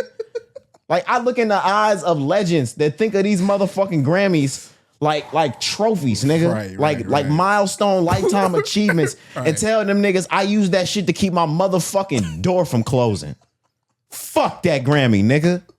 My bad, y'all. My bad. When I heard, nigga, Cari, real shit. When you said that, I felt it too. I wanted to finish the whole fucking rest of the song, nigga. Nigga, I'm one way from Michael, nigga. Beat it, bitch. What the fuck? All right, let's move on. My fault. Oh, I'm sorry. I'm sorry. No, I apologize. All right. Man, Iceman on the way. Yeah. Iceman on May the 15th. Yes, sir. Iceman on the way. Smokey Robinson, Lionel Richie, Taylor Swift, Lana Del Rey, Dolly Parton, Bob Dylan. I'm glad they said unranked because Bob Dylan's sitting in like 20s. Sitting after Taylor Swift. That's nuts. Bob Dylan goes top 5 for me. Paul Simon, Bruce Springsteen, Carole King, Willie Nelson near the bottom. All right. Fiona Apple, Lucinda Williams, Romeo Santos, Valerie Simpson, Brian and Eddie Holland. Wow. Stephen Merritt, Josh Osborne, Brandy Clark, and Shane McAnally?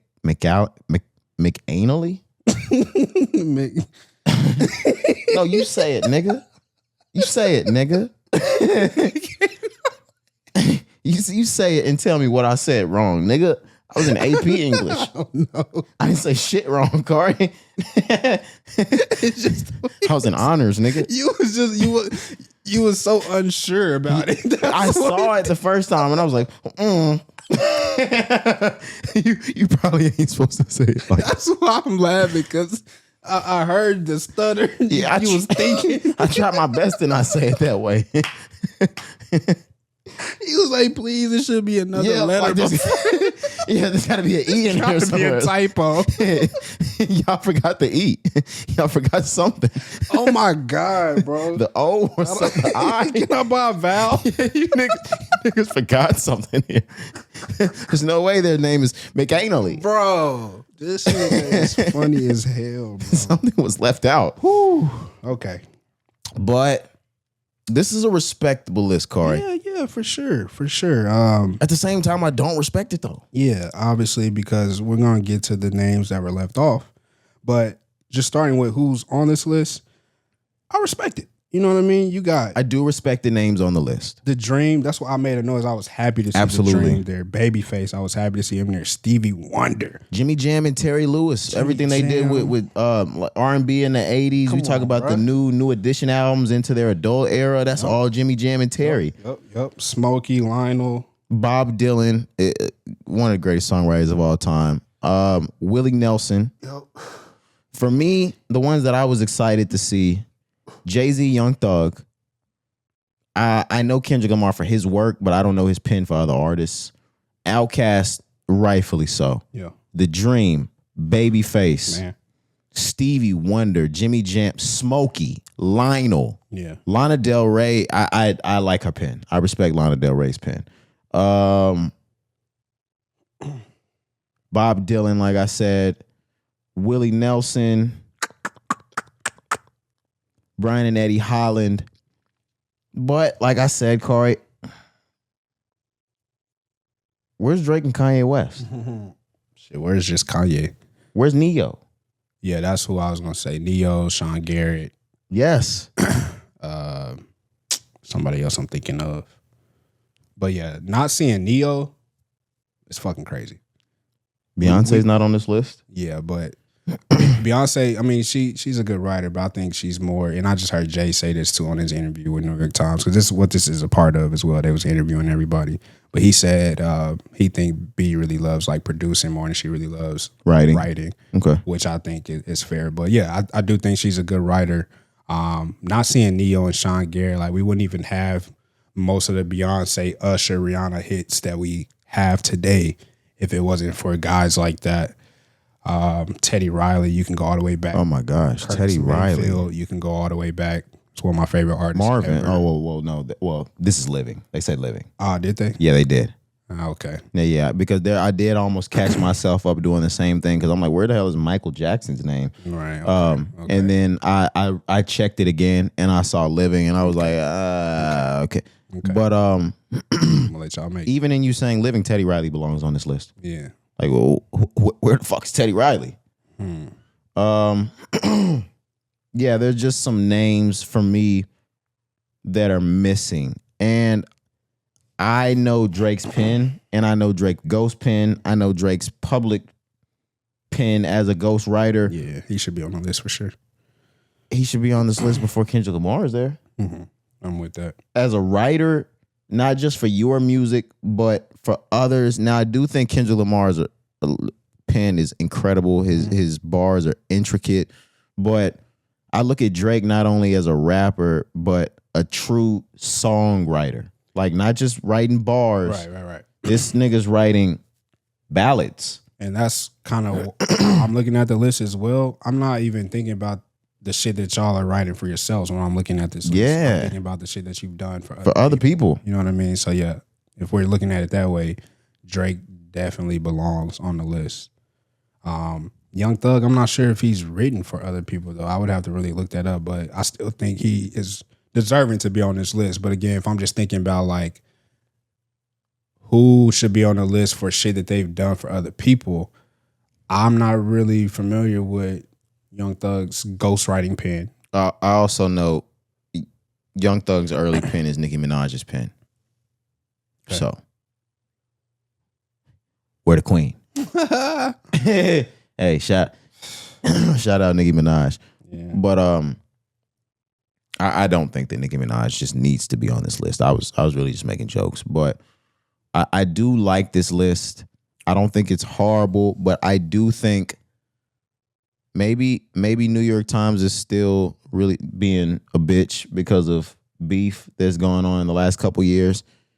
I think Drake, without a doubt, deserves to be on this list. I don't know who the fuck Bad Bunny is written for.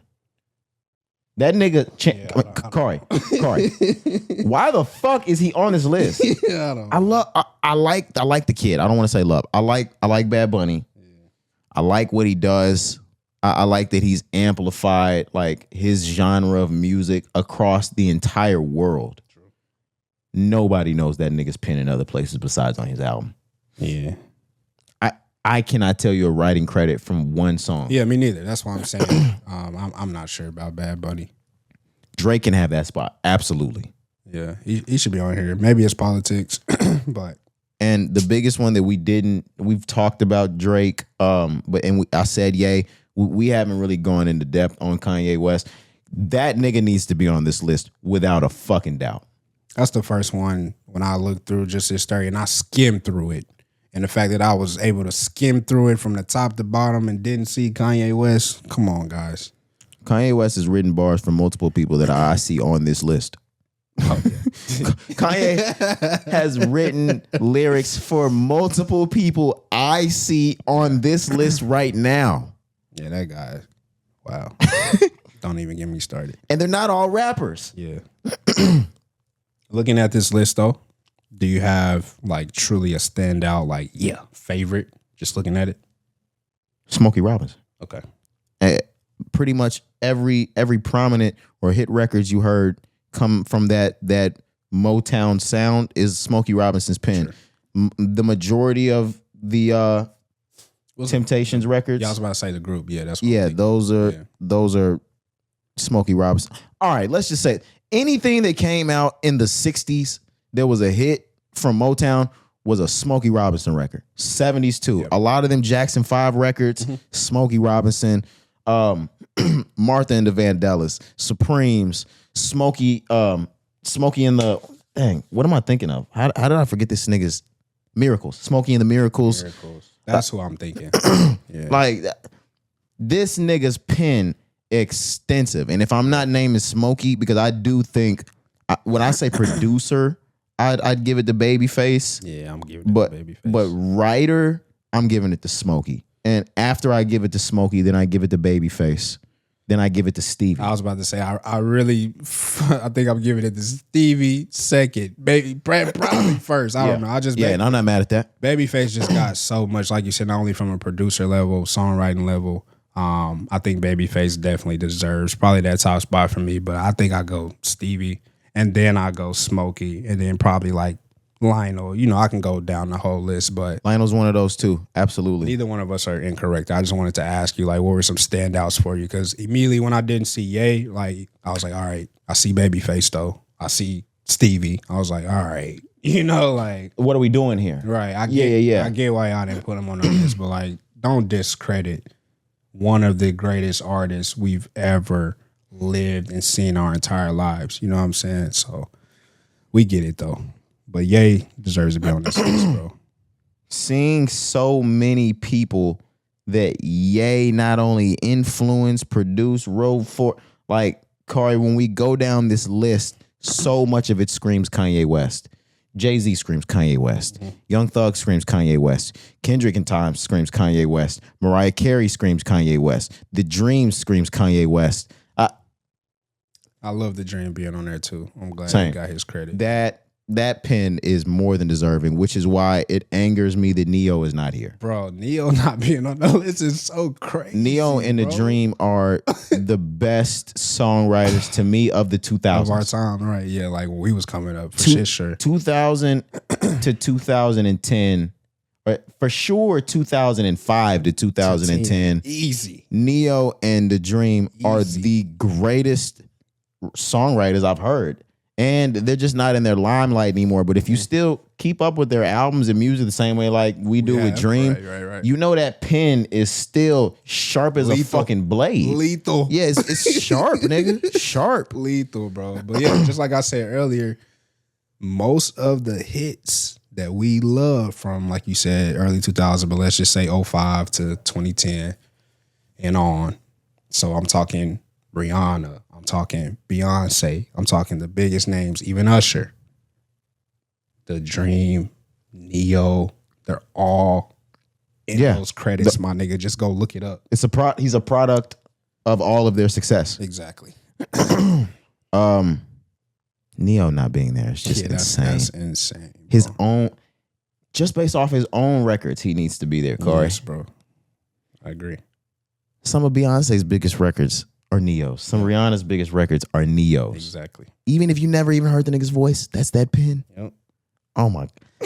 That's just a name you expect to see. Cari, you expect to see Neo's name before Young Thug's. And this is not, 100%. What the fuck? And this is not even just like us just, being music heads. No. Like, no, nigga. It's widely known how great of a pen those two guys have. You know what I'm saying? The fact that, Neo isn't on the list is just insane to me. Yeah, that's blowing my mind. Crazy. Honorable mentions for me though, because you had me name some people from this list. Outkast, and if we're talking specifically Andre 3000, that pen is just insane. Yep. Jimmy Jam and Terry Lewis. I'm a huge New Edition fan, and knowing two of their albums and their best albums. Their adult versions of them are products of Jimmy Jam and Terry Lewis. Yeah. Takes the cake. Willie Nelson, that speaks for its fucking self.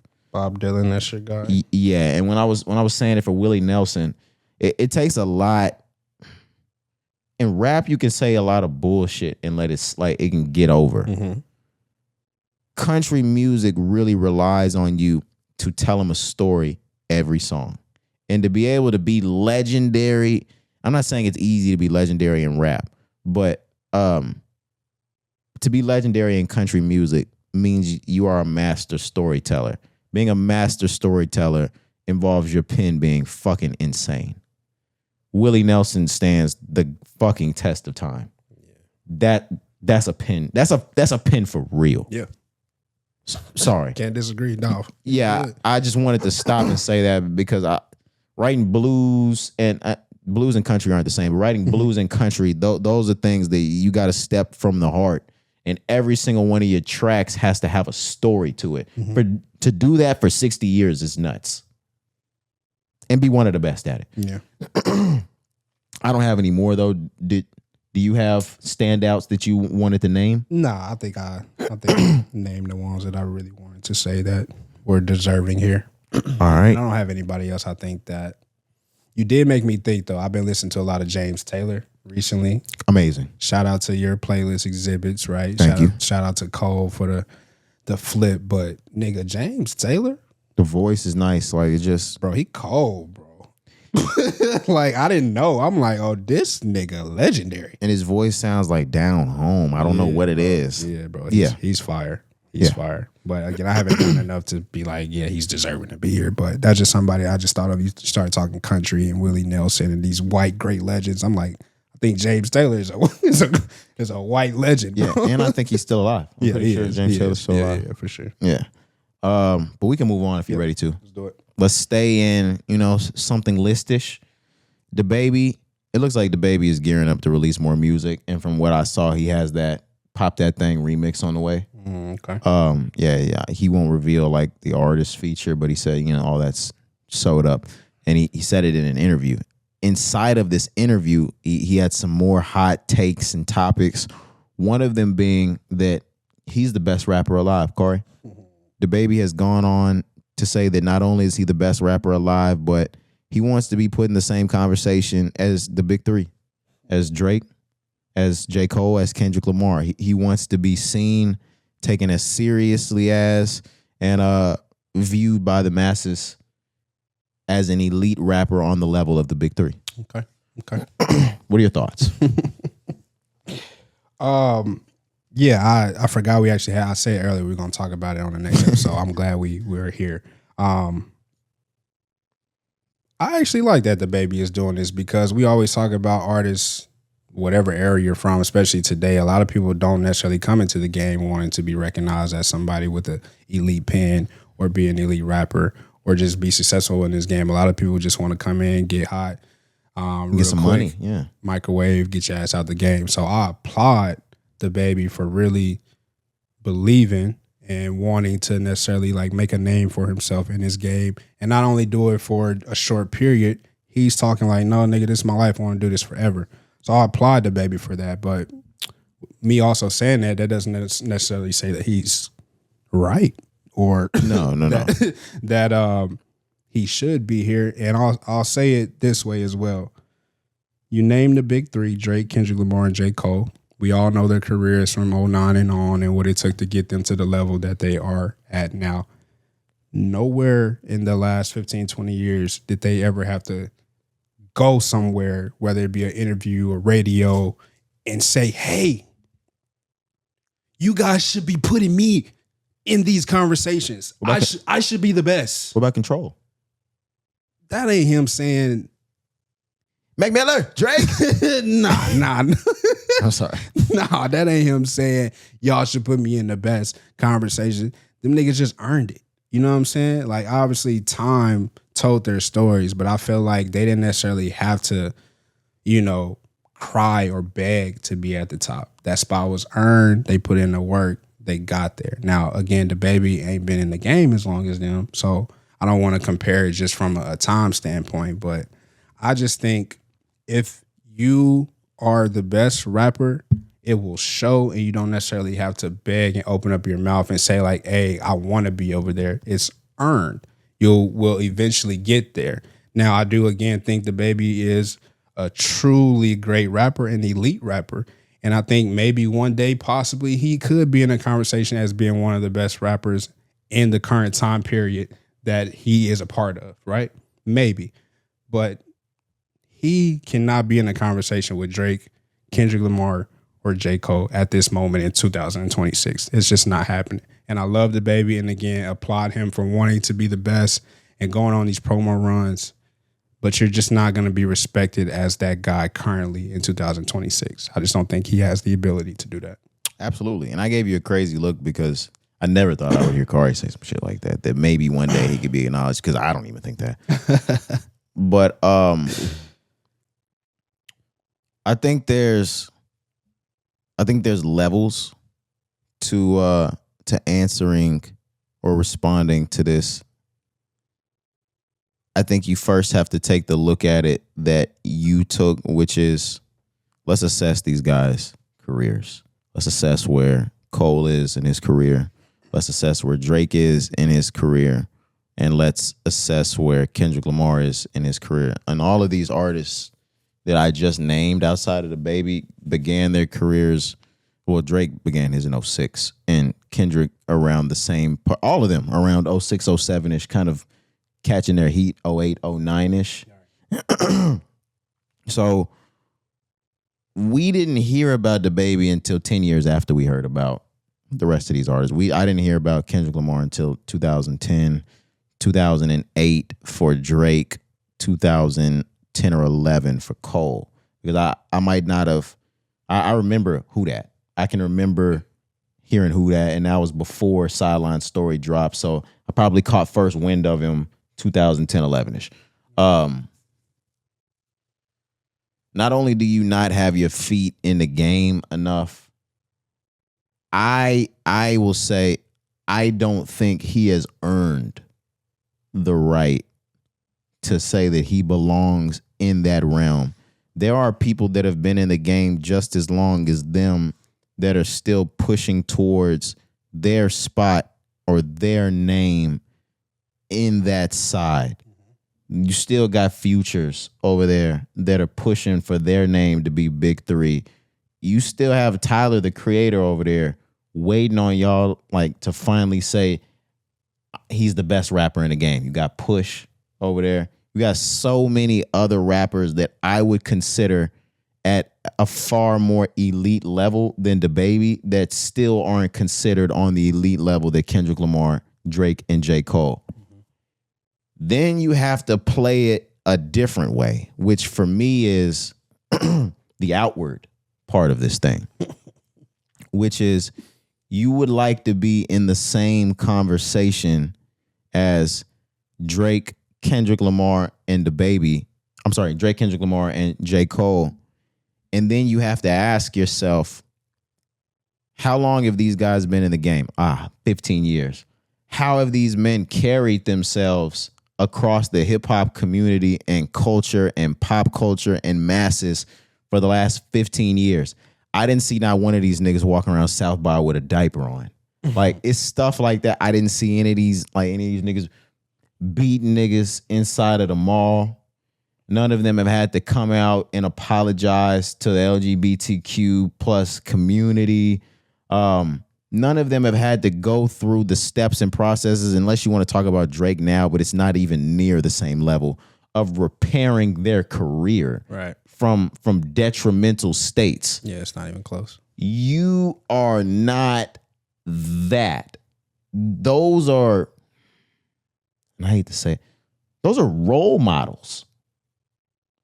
Those are the biggest in the game. So not only do you not have enough skin in the game, you don't have enough material in your discog, and all in all, I don't mean as a man, because I don't know those people and I don't know DaBaby. Mm-hmm.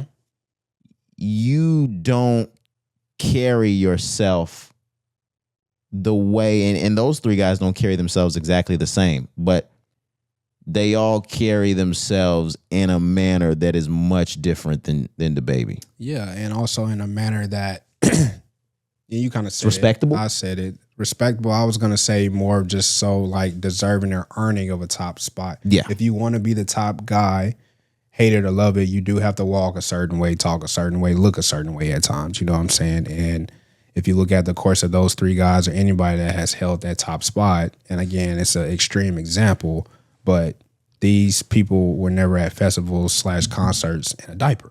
Yeah. You know what I mean? Or never had a moment as big as his moment when he had to apologize. Cole had a little moment with the autism line. You remember that from the Jodeci freestyle? Yes, but it was still such a smaller level than DaBaby. I was gonna say, and luckily enough, we were living in a very early social media era. Yeah. It didn't take off. Cancel culture didn't exist back then. Exactly. Like today, they would drill him for that. Yeah. But even the way that he approached the apology, you know, it was just different. DaBaby's apology. It's just so many different things, right? Where it's just not the same. But I just wanted to second that. I didn't mean to cut you off or interrupt you. But again, I just think from an image standpoint, sometimes, again, you have to look a certain way, talk a certain way, act a certain way, right? Not only outwardly, like you said, but even in your music. You know what I'm saying? Like, these guys have legendary status from the music that they have produced. Yes. You know what I mean? Just simply based off of that. DaBaby, although we love your music, I think you're a hell of a rapper. Sometimes your antics and the things that you've done outside of rap is the reason why you're in conversations, right? These guys are strictly in conversations because of how great of a rapper that they are, and that's it. And the trajectory of none of their music is on the decline. Yeah. Like, that's another thing you have to play in. Even as we sit in 2026 and they started back in 06, 07, 08, 09, all of the trajectory, stock, and value of their careers just continue Still to raise rising. and raise and raise. Still rising 20 years later is crazy. Whereas, if you ask me, he dropped Baby on Baby and Kirk, and it lowered from there. His stock hasn't risen since Kirk came out. Yeah. And Kirk came out in 2020, I believe, or 19, something like that. Something around there, Yeah. But that's also why he's doing what he's doing now. Absolutely. And saying what he's doing now, because yes, he knows he has to get back, or at least is trying to get back to a level that he once was at. I also agree with you in the fact that you can't talk your way into the big three. Yeah, bro. Like, not just in rap, but in this life and in everything besides sex. If you want it, you got to take it. Yeah. You know, that's why I said. Right. That's why I said everything in this life besides sex. I had to be clear. Okay. I asked for consent every time. Yeah. You need to say yes. Like poetry. No, for real. I'm gonna pull my phone out and turn the little voice recorder on. I'm like, wait, you said what? Okay, all right, bet. Come on. For real. Yeah, just bro, you can't buy your way into that, bro. You can't talk your way in. You can't say it in front of a microphone knowing millions of people are going to hear it, and that makes it true. Right. And the thing about it is, I think that used to be true back in the day, like 60s, 70s, 80s, 90s, even in the 2000s. You can get in front of a microphone and talk yourself up, and then the shit airs, and niggas are just going to believe the shit you're saying. Not anymore. Social media changed that. Yeah, social media changed that shit. Like, just because you come from a mic doesn't make it sound more professional or more right or more real. Facts. I'm even thinking comedy. I know we're talking music, but even from a comedic level, like all the guys, Eddie, right, Richard, like whoever was your favorite, if you heard them say they were the best to you in that moment, if it was on a microphone or on wax or whatever, Law. like that's law. They were the best. Bernie, right? Like all of them. Yeah, when they say it, that's it. Yeah. Even back in the day, Cari, when we talk wax music, when Wayne said, I'm the best rapper alive, that's it. That's it. And we went with it. Yeah. Not saying he wasn't, because at that moment, I do believe he was the best rapper alive. Right. But when he said it, we felt it. It was law. And we believed it. It was law. Whether or not that was your favorite, you believed it. DaBaby, we heard this. Shit, Lil Baby. And we just like brushed it. Same. Or whatever. But like Voice of the Heroes, man, maybe it's not the internet doing it. Maybe it's just the real when you hear it. Nigga, I believe Dirk and Baby when I'm hearing them on the Voice of the Heroes. All right, hero. All right, voice of the streets. Yeah, them niggas was cold.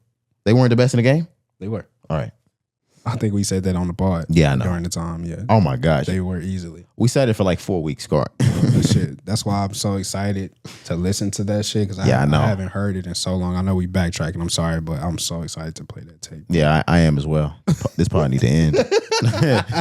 No, I'm playing. I'm good on DaBaby though. If you want to move on, I don't know if you had anything else. No, we can go ahead and move on.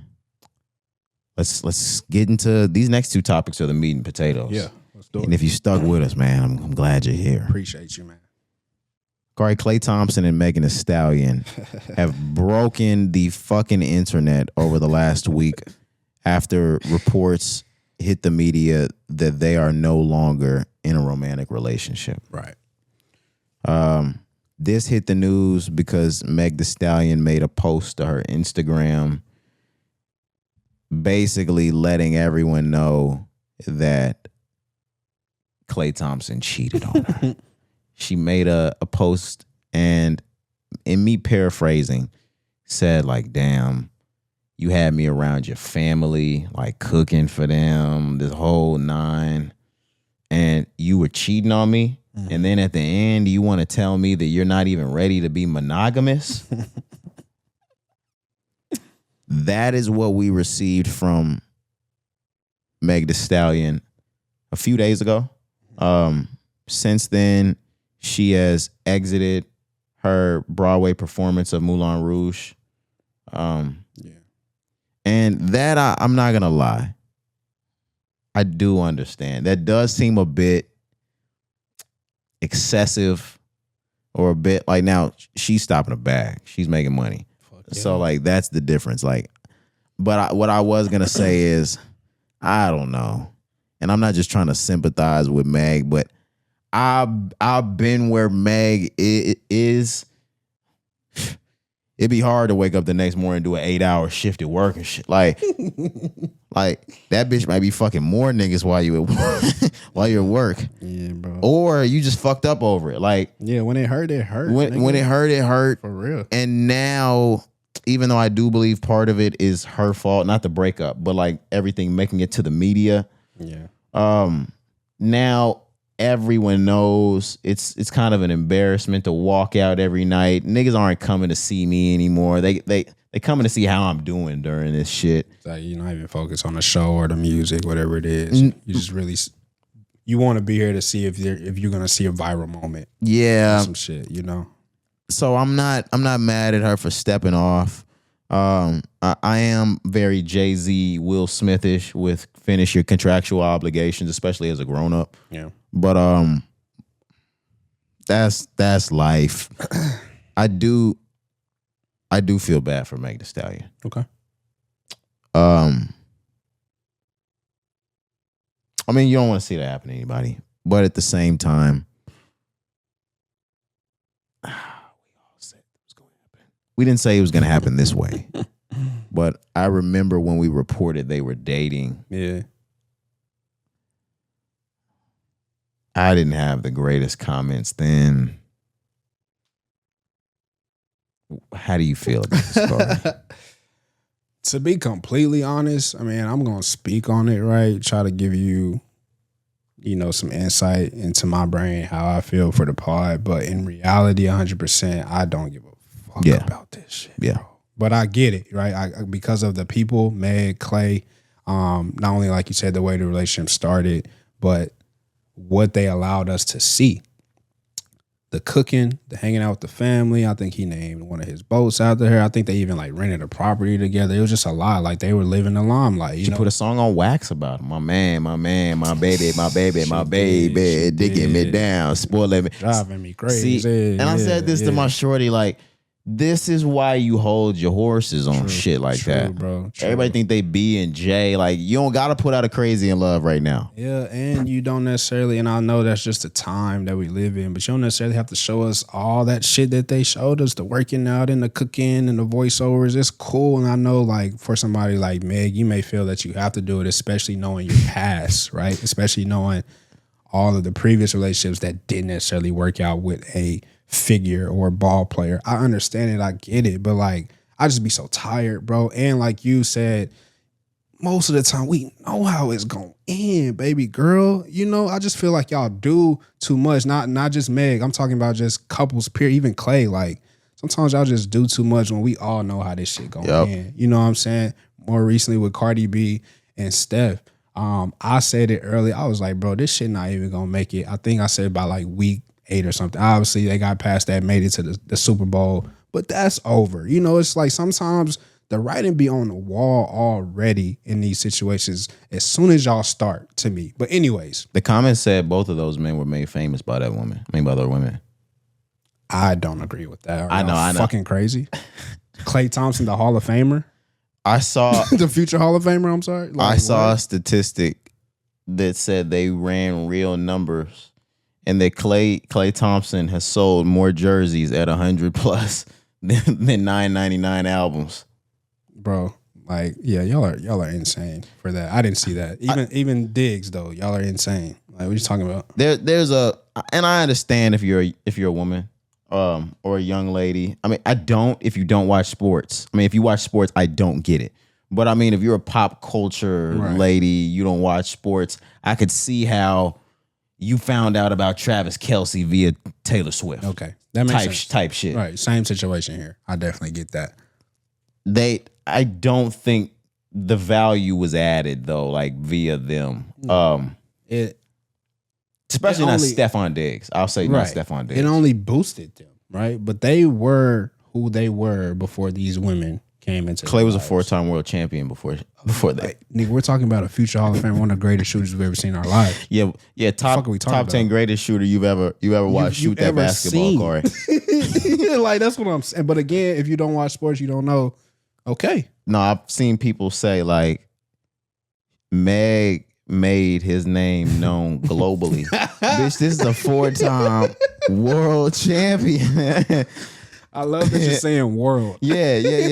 Let's be for real. I'm gonna throw that on there too. Like, let's be for real. And I'm throwing the bad words on this. Bitch, this is a 4-time world champion that we're talking about right now. Facts. But all in all, I'm gonna end right here.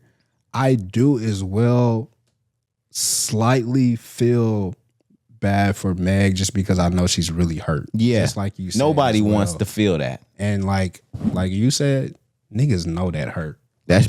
She fucked up right now. I know that hurt. Bro, and it hurts, bro. The thing that I always rest in, and man, I'm so glad that a time in my life is over, and hopefully it's over forever. Right, facts.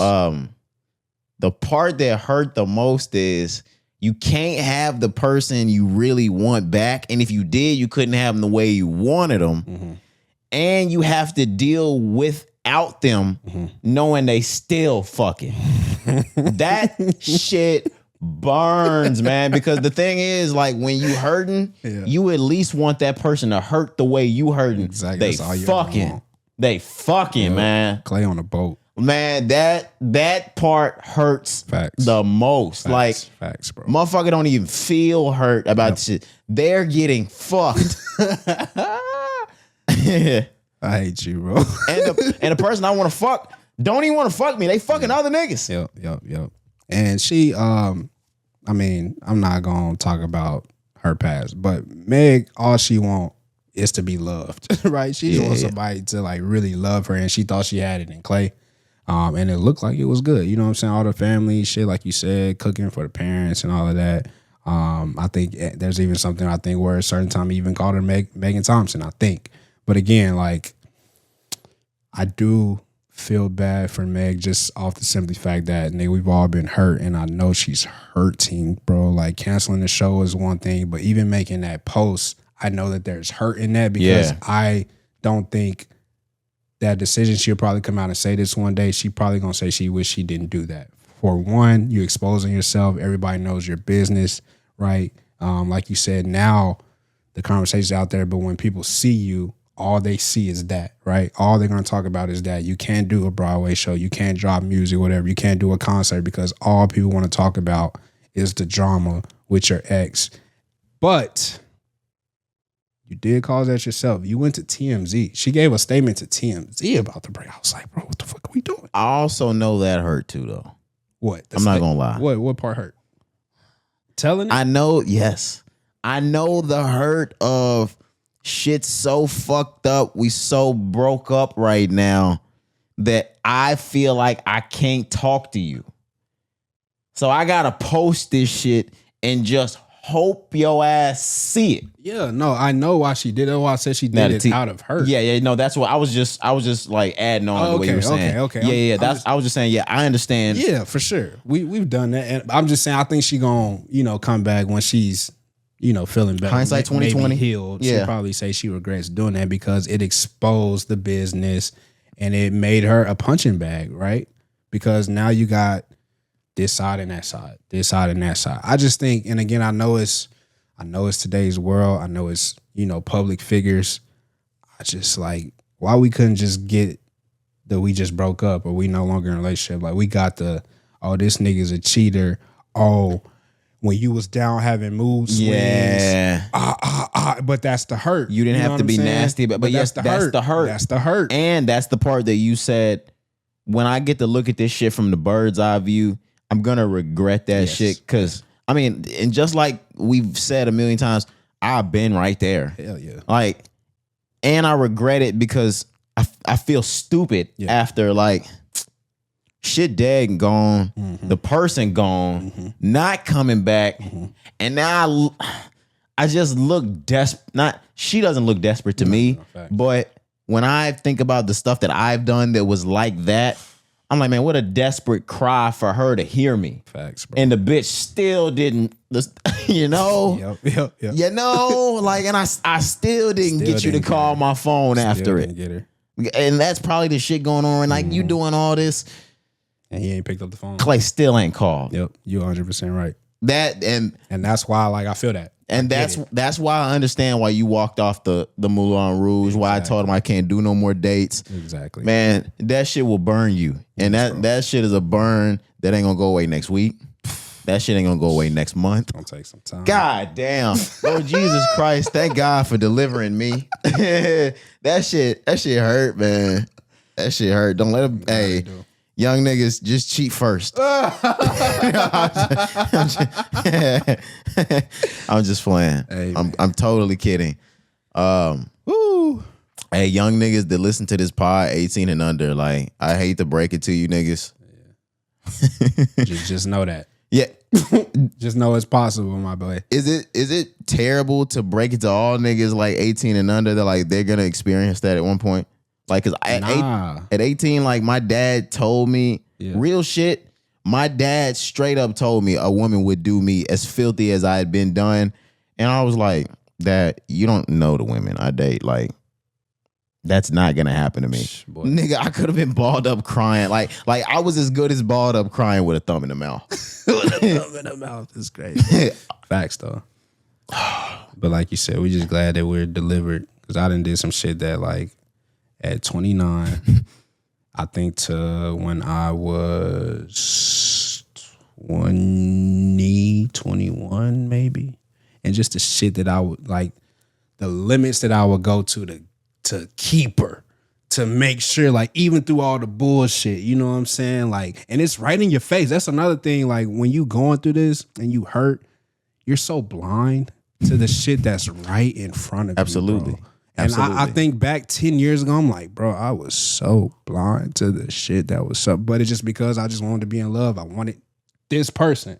So again, with Meg, I know that feeling, and I'm okay with her being hurt. I hate the way that we found out, right?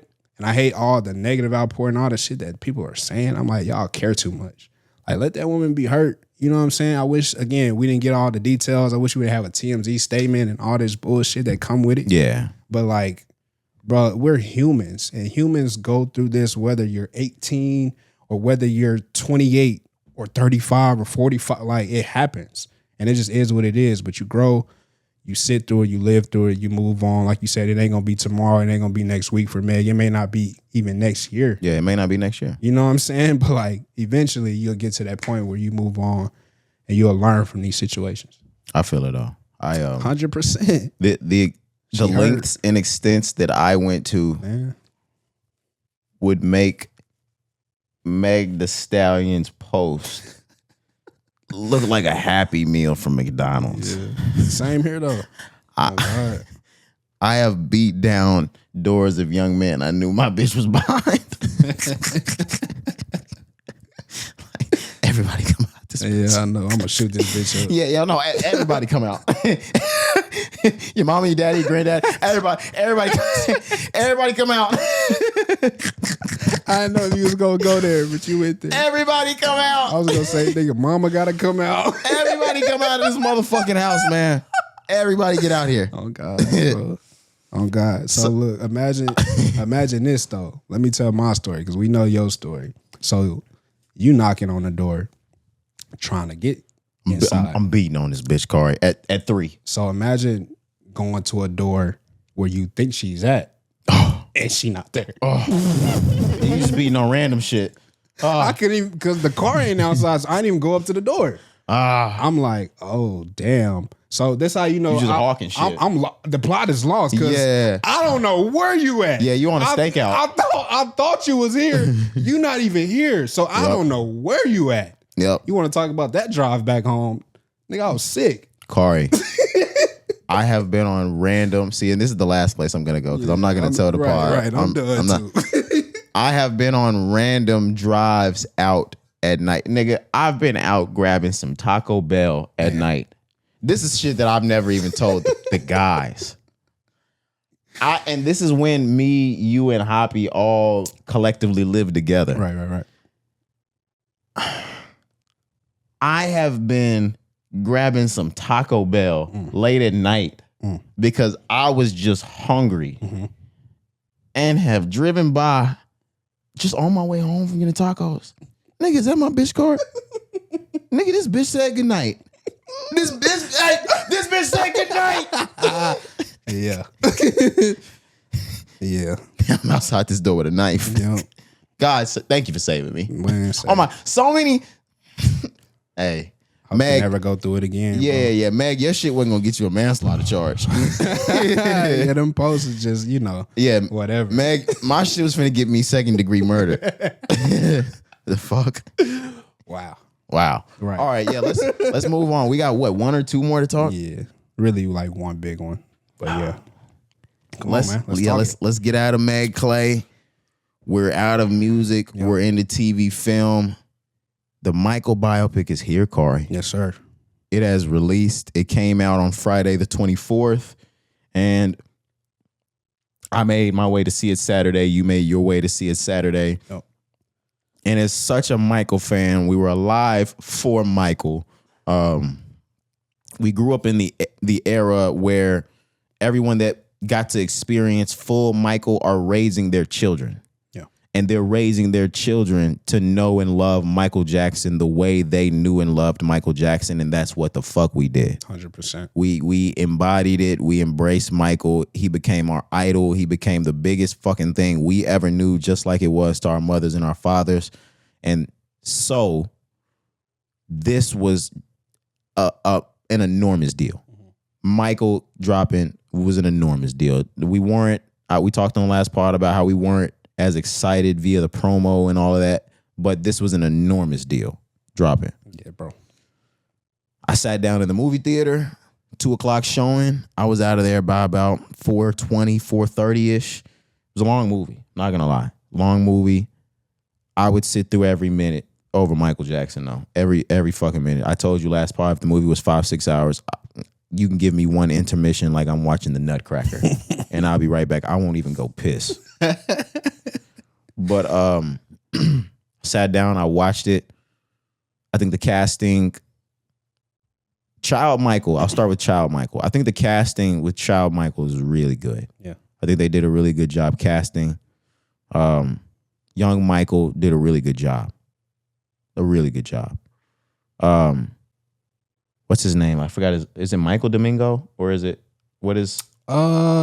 Domingo. Domingo. I know his name is Domingo that played Joe Jackson. What's his first name, bro? Joe Domingo? No. Hold on. Anthony Domingo? Coleman Domingo. Coleman Domingo. Yeah, and my apologies, Coleman Domingo, because no disrespect. Bro. Yeah.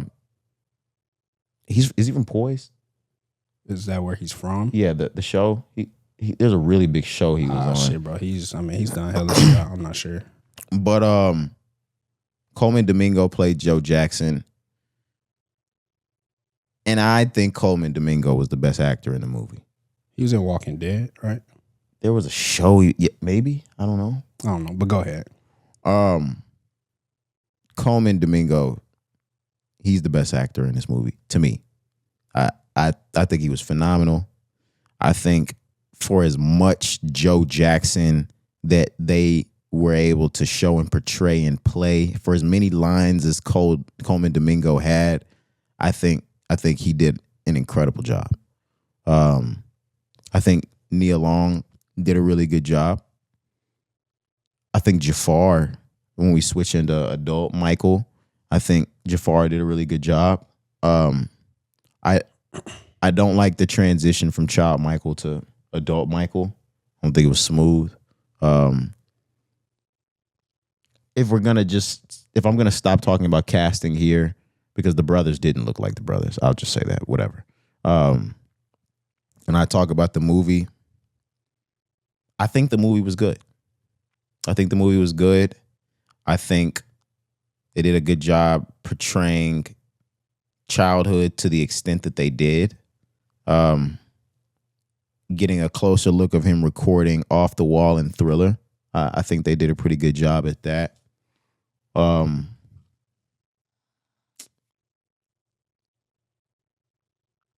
not a big fan of it as a biopic, though. I think it was cool. I think it was more of like a concert movie than storyline. There was just so many things for me as a huge Michael Jackson fan. Although I was excited for it, I feel like was missing. I'm also someone that one of my favorite films is Jackson's American Dream.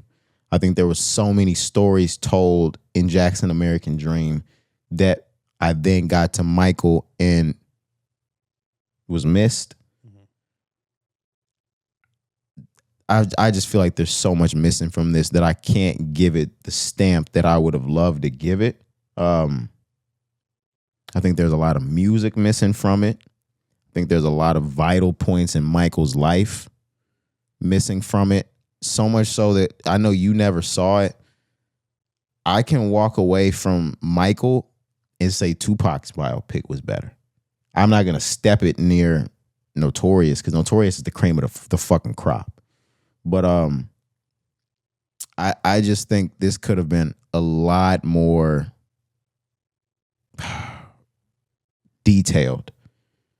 I don't know. What about you? Yeah. So I fell through the movies matinee as well. I think my time was like 3:15, 3:30, somewhere around there. So I'm out the movies like, 5:30, 6 almost. And I'm going to start with the casting as well. You mentioned Coleman Domingo playing Joe Jackson. I think he did an incredible job from start to finish. The characteristics, the mannerisms, the intense like father that we knew that Joe Jackson was, his presence, him being like the head, the household of family, everybody walking the way that Joe Jackson said walk. I do feel like as much as we could, you felt that. If it's your first time, learning the story of Joe Jackson and the Jackson 5, I think you kind of understand who Joe Jackson is from the role that Coleman Domingo plays. So giving him his flowers there. Young Mike, I think, did a great job as well. Yeah. And Jafar, I think Jafar just blew the shit out the water. Like, there were so many moments where I was like, nigga, that looked just like Mike. That's Mike. It's certainly towards the end. And it sounds like Mike. That's what really was killing me. Like the voice, the little like the stutter sometimes, or the lisp on certain like letters and words. I'm like, nigga, even in the way, like sometimes he would turn his head. I'm like, oh shit, that's Mike. So the casting, Nia Long, I think the casting was well. I agree, like the brothers, whatever. Yeah, whatever. They didn't have that many lines anyway. It don't really matter.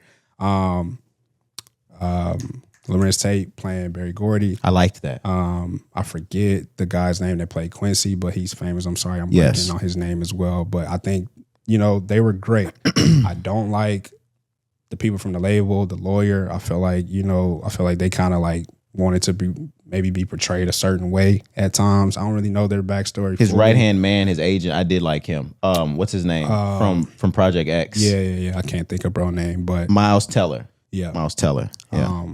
He was guy, but the guy that ran Epic, I can't think of his name. And then the driver, what's his name? Bill. What's his name? What's Mike's driver name, bro? It was Bill something. Bill, right? That was like a security guard. Yeah. I fuck with Bill. Bro, like, if you see side by side. The real him? Oh, it was spot on? Oh, they killed that. Okay, good. Oh, they killed that, bro. So, again, I think the casting was great, right? Now, the movie itself, I do think this was a good movie, a good production, a good biopic. I do think there's a lot of holes, and I do think my only critique of this movie is that it moved way too fast. Yes. Young Mike, like you said, obviously I know if y'all want, y'all can make an entire movie out of Young Mike and the Jackson 5. So I do say this or want to start by saying this. I know it's hard to try to give us all of that and still give us pacing, off the wall thriller bad. Like, I get it, but I just feel like the transition, like you said, it was just fast for me. You know, he was young, and then next thing you know, this nigga in a room with Quincy Jones. Boom, he's 20. Right, you know, I was just like, That's one thing, if I can kind of piggyback for a second, that's one thing that was the biggest thing for me. Yeah. There were so many points missed. Yeah. So Joe talked about working in a steel mill, but like I gotta compare everything to American Dream. Yeah. You got to see that hard life in American Dream of him working in a steel mill. You got to see them actually work to try to get their gig or get their deal with Motown in the movie. You saw as they blew up how hurt Catherine and the sisters were when they had to leave every fucking time. That and when the boys got to go meet Smokey or got to go meet Diana Ross or got to go to all of these different places, and Joe's not taking the women. Joe's not taking his wife. Joe's not taking the family with them.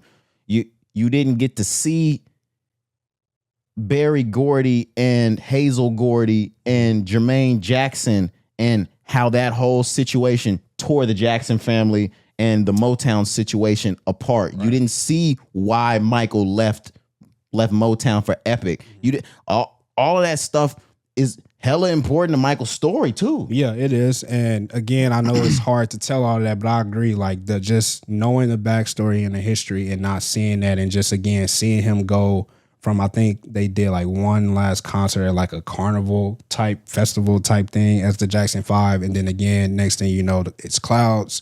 Here I am at fucking Quincy Jones' condo. You know what I mean? And now we're about to start off the wall. It was just kind of iffy for me. One part that I always remember vividly, even the move from Indiana to California, like for the family, that was a big fucking deal for them. You know what I'm saying? Like, and it wasn't an easy decision. Another thing, like the gigs that they were getting, like the movie made it seem like it was just easy. Like, it took work for them to get these gigs, and Joe driving the bus. You know what I'm saying? Barry Gordy didn't want them at first. That's what I'm saying. Like it was a lot that was going on. So that's my only critique. And again, I know it's hard to try to capture all of that, but I do wish that we got more of a better transition from, you know, Young Mike into him making Off the Wall. Because I mean, that's really where it went. You didn't even see the split between Motown Epic, like you said. It was just like, now we finna start doing Off the Wall. Cool.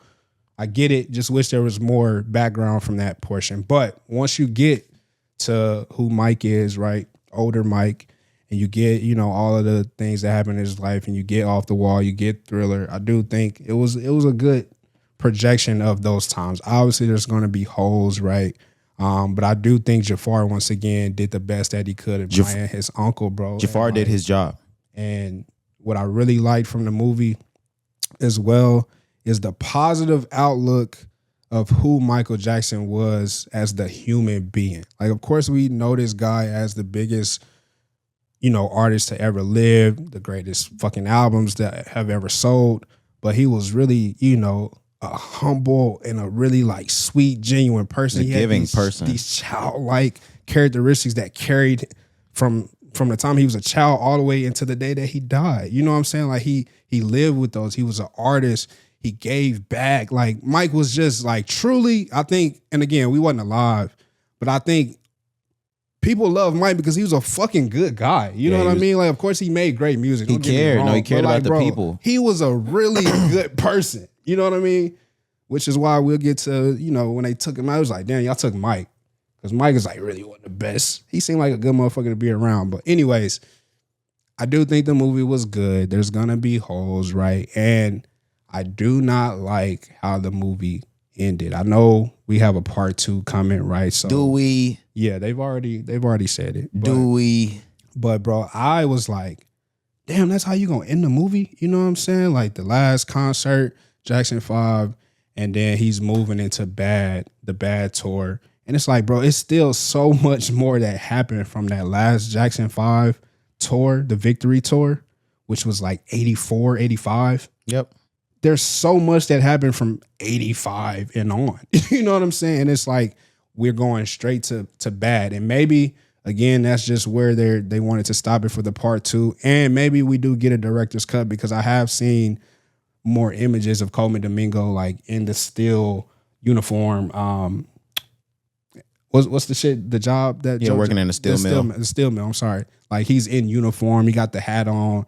There's also some other scenes of like, there's this. I forget where Mike was, but he had this hat on, and I forget what it say. But there's just more scenes that I've seen that we didn't necessarily see in the movie. So maybe we get a director's cut. Maybe we get like an extended version where it tells a little bit more. All in all, right. But again, I do think this was a good movie. There are holes. The transition was crazy, and I don't like the way it ended. But I walked out of that movie theater and I was like, nigga, I will go back and watch that bitch again right now. Like I really enjoyed it. It kept me engaged. You know, I'm not going back. You're not gonna watch it again? No. Crazy. My thing for me is, and I do think it was a good movie, I don't see any benefit in the movie if I feel like there's a biopic out that does the story more justice. American Dream? There is a biopic out that if you watch does so much more justice than the movie we watched. Yes, but also like American Dream tells the story of the whole family too, right? And I think correct. This is just Michael's story. Michael, of course, there's going to be holes, but like, you're not wrong. I mean, Jackson 5 American Dream doesn't compare to this. I'm not going to say that I think Michael is better than that, but I just feel like the Jackson 5 is so good because we got the story of the entire family, right? Obviously, Mike is Mike, but you get the entire family, which I think for me personally, when I was watching as a kid, there's an emotional attachment there. Of course. To like want to like learn about the Jackson family, you know? And this movie just being Mike, obviously I want to just know about Mike. I just feel like although I do think American Dream is better, it's kind of hard for me to compare it in just that aspect because they are two different type of biopics. I just look at both, and even if I put it in the aspect of Michael or Jackson 5 to just Michael, I just feel like there's so many things that were important that were missed. Like to show the level, we showed how big Michael was. We saw motherfuckers dying on fucking stage during this movie. We didn't show it with the Jackson 5. Like I can remember there being parts where like you watching the fans chase these niggas through the streets. Actually, Jackson 5. Yeah. There's parts of older Michael when Michael moonwalks and Michael does the Motown 25 event. Mm-hmm. Berry Gordy had to beg, Berry and Susan DePass had to beg this nigga to do the show. He wouldn't do the motherfucker. Yeah. They wanted him to come back as Jackson 5. He said, fuck all that shit. I don't want to come back as Jackson 5. You know what? Fine. If Jermaine said he'll come back, I'll come back for Jackson 5, but I want a solo spot. He only did Motown 25 because they guaranteed him some of this shit needs to, like, that conversation between Barry and Michael that I saw, I wanted to see some of this shit. Like, I'm with you there. Now, there's some that I did see, like Michael with his head burnt up, having that tough conversation with his mama. Michael, I been knew you was different. Mm-hmm. You different. You're not like everybody else, whether you like that or not. That's just the way shit's going. Like, there's stuff like that I liked seeing. I wanted to see Joe pull a switch out. See, this nigga tripping. Joe. Like, I wanted to see Joe tell these niggas, cut a motherfucking switch so I can go whoop your ass. See, and that's why I'm like, in this type of biopic, they're only gonna hit the high points. Although I think for the story of Michael Jackson, it is important to know how truly abusive Joe Jackson was to them early on, which made them stars. I told you what to think. I told you what we're gonna do. I said, what the fuck? So like, I'm with you. I think those moments, those like stories and scenes should have been told. But then I also think like, again, I said this before the movie came out, we're talking Michael Jackson, the greatest artist we've ever seen. How the fuck are you gonna fit his whole career in 3 hours? Well, bitch, nigga, you need to have 3 parts. Which I think we get a part 2, like I said, but like, you got no Teen Michael. I'm taking it with a grain of salt. I do think it's good, but again, there are holes. I'm not gonna disagree with you. You didn't want to see Mike do the robot? I wanted to see Dancing Machine. You got nothing from teenage Michael Jackson. Yeah. Like, I was like, damn, like, niggas don't know how to do the real robot type shit. Niggas know, like, this shit, like, we gonna get to, like, Mike gonna really show these young niggas, like, no. You said the, like, performing, the concert, you felt like it was too much? Too many scenes where he's just on stage performing? Is that, or tell me what you meant by that. You said it was like a concert movie, I think is what you said. I'm trying to find a way. Because I'll say before you go, just while you're thinking, I will say, I mean, I like that, but I did think there was too much of him on stage. Yes. Like, and if you eliminate some of those on stage performances, maybe we can tell more of the story. Yes. I'm with you there. I'm not saying it was a musical. Yeah, it wasn't. Nothing like that. It wasn't, but But, sure. I mean, we've both seen, I'm going to keep referring it back to, like, Notorious. That nigga hit the stage 3 times as many times as Notorious B.I.G. hit the stage. That's what I'm saying, right? We didn't need to see him hit the stage that many times. But you're right. But again, you're talking about a 5-year career to a 30-year career. I get that. But you're right. We all know that nigga performed. There weren't that many performances in Jackson 5 American Dream. You're right. I'm with you.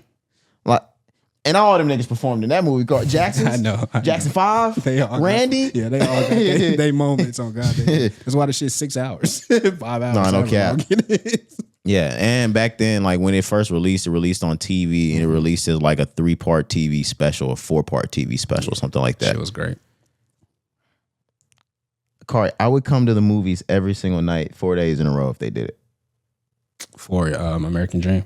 No, I'm saying like if Michael was like, you know what, we're gonna release this 4 days in a row. Yeah, I would too. Nigga, save my seat. Give me the same seat all 4 days. And like you said, you started with this, right? But I think it's important just to reiterate the fact, like, although I still not backtracking on what we said about like the promo and not being excited, when the weekend got here, it was like, I still have to go see this movie. It was like a must. Absolutely. Although like y'all wasn't like pulling me to the theaters, it's like, I'm going to see this Michael Jackson movie regardless of what's going on. Yeah, fuck it. right now. Everybody could have reported back and told me the movie was horrible. Yeah. I'm still going. Yeah.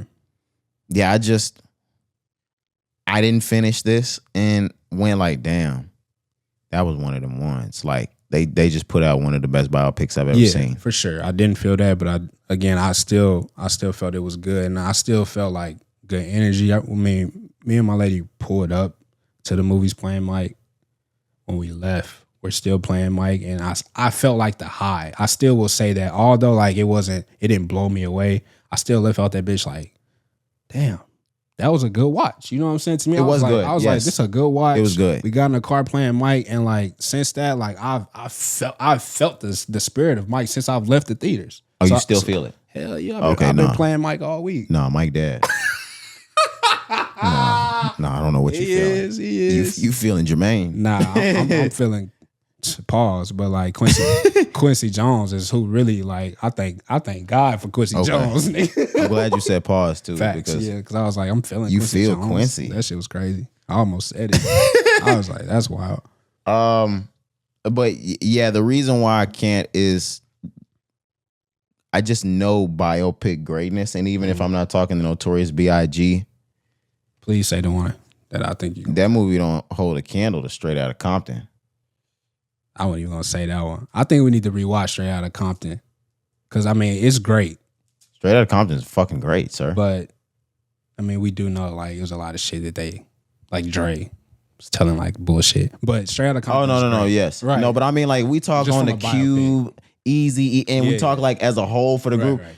That's one of the best biopics I've ever seen. Sure. I was gonna say Ray though. You're right. I've said I think maybe 2-3 episodes ago I rewatched Ray recently. I think it's still on Netflix if y'all want to watch it. But like nigga, Ray probably is number one. You putting Ray before? You putting Ray before Notorious? I might, nigga. Ray is amazing. Ray is amazing, and I know it's an Oscar award-winning movie. I still probably put Notorious up front. Biggie's was just as raw as it could get for me. It's just not as raw as it can get when you talk Ray. Right. This nigga shooting heroin on screen. Yeah, Ray was crazy, but yeah, you're right. No, I definitely if I'm still putting Notorious 1, I wedged Ray in. But it's definitely before Straight Outta Compton. Yes. Yeah, but I would, after that, I'm going Straight Outta Compton too. I'm not going to discredit the way that shit had us feeling at 18, 19 years old. With some of the stuff Dre talking about, I'm sure lies in there, all of that. Right. But yes, when we talk about as a whole and capturing that story of them, that shit had us on a high, bro. They did an incredible job. We was on a high. I remember that shit. That's that type of high I wanted to walk out of the movie with. Right. And it wasn't that. Although I said like I was feeling good, it wasn't that high that Straight Outta Compton high gave me. And you said you were playing Mike when you left. Yeah. Nah, nigga. I'm not saying nah to you, but like, no, not Notorious. Straight Outta Compton had us going to buy NWA records. In 2015, like we left, and not only were we spinning it on our Apple Music because Apple Music had just came out that year, we are going to buy hard copies of NWA in 2015. Yes, sir. That's a different kind of pull on the biopic. You remember what was we talking about recently? But maybe it was the last time we linked up. What we talked about when we moved in to our dorms freshman year. Yes. Was that not last pod? I think it was off camera. Okay, it might have been off camera. Yeah, but a lot of NWA, Ice Cube being played, even in our dorms, not even just move-in day. Yeah. We played Ice Cube all the fucking time. Yeah, there's a video I can try to find. I think it's on my old laptop, but like, yeah, we were just basically talking like when we moved in our freshman year, our very first dorm, there's a video of us moving our shit in, and on vinyl, we got Ice Cube America Most Wanted playing. Yep. And that's crazy. That's crazy. At 18, that shit's so loud to me though. Like thinking about it. But yeah, just adding to the story though, like you said, we left out of Straight Outta Compton, and we were just on a high. You know what I mean? I mean, we're 18, but no, that movie like created that feeling for us where it was like, damn, like I really feel that they captured NWA the way it was supposed to be captured. And that's another group that just like Mike for us, we grew up knowing that's the greatest rap group. I mean, of course, you got an Outkast 2 and Tribe, but like, man, that's the greatest rap group of all time. Mm-hmm. They defined gangster rap. They defined the explicit rap era. Like they really ushered in something new. And you heard your parents tell you about it, and your parents instilled Ice Cube in you. They instilled Dr. Dre. They instilled Eazy-E. They tell you about, this went into Death Row. This went into Aftermath. And you want to know. And you went into the movies, and them niggas and they spot on. Yeah, they answered those maybe, questions or holes or gaps that needed to be filled. They were filled after we watched that movie. You can watch Michael and still have a bunch of questions. Absolutely. You're not going to watch Jackson's American Dream and leave with a bunch of questions about Mike. Yeah. But again, 5-hour movie.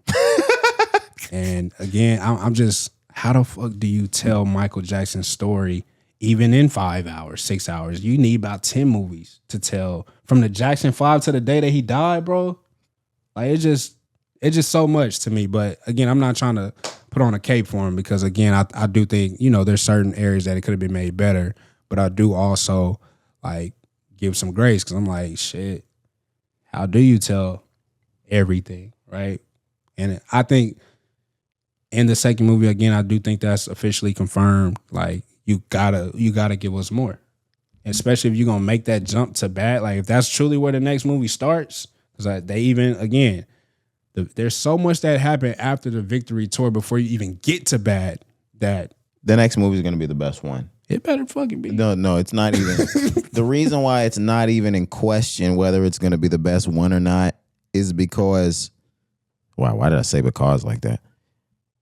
Because this is going to capture a time period, an era of Michael Jackson that's never been captured on camera or filmed about. As many biopics that you got from Michael, you got American Dream, you got the one with Stretch, or not Stretch, Flex. Why did I say Stretch? Same shit. Flex, Stretch, all of that shit. Like Stretch from NBA, was it NBA Street Volume 2? Yeah. He the nigga that yeah, with the fro. Shout out Stretch, bro. But none of it is going to capture, or nothing that's been filmed before is going to capture what's being captured now. Even if Flex tried to capture a little bit of the scandals or whatever, this is going to be a full motion picture.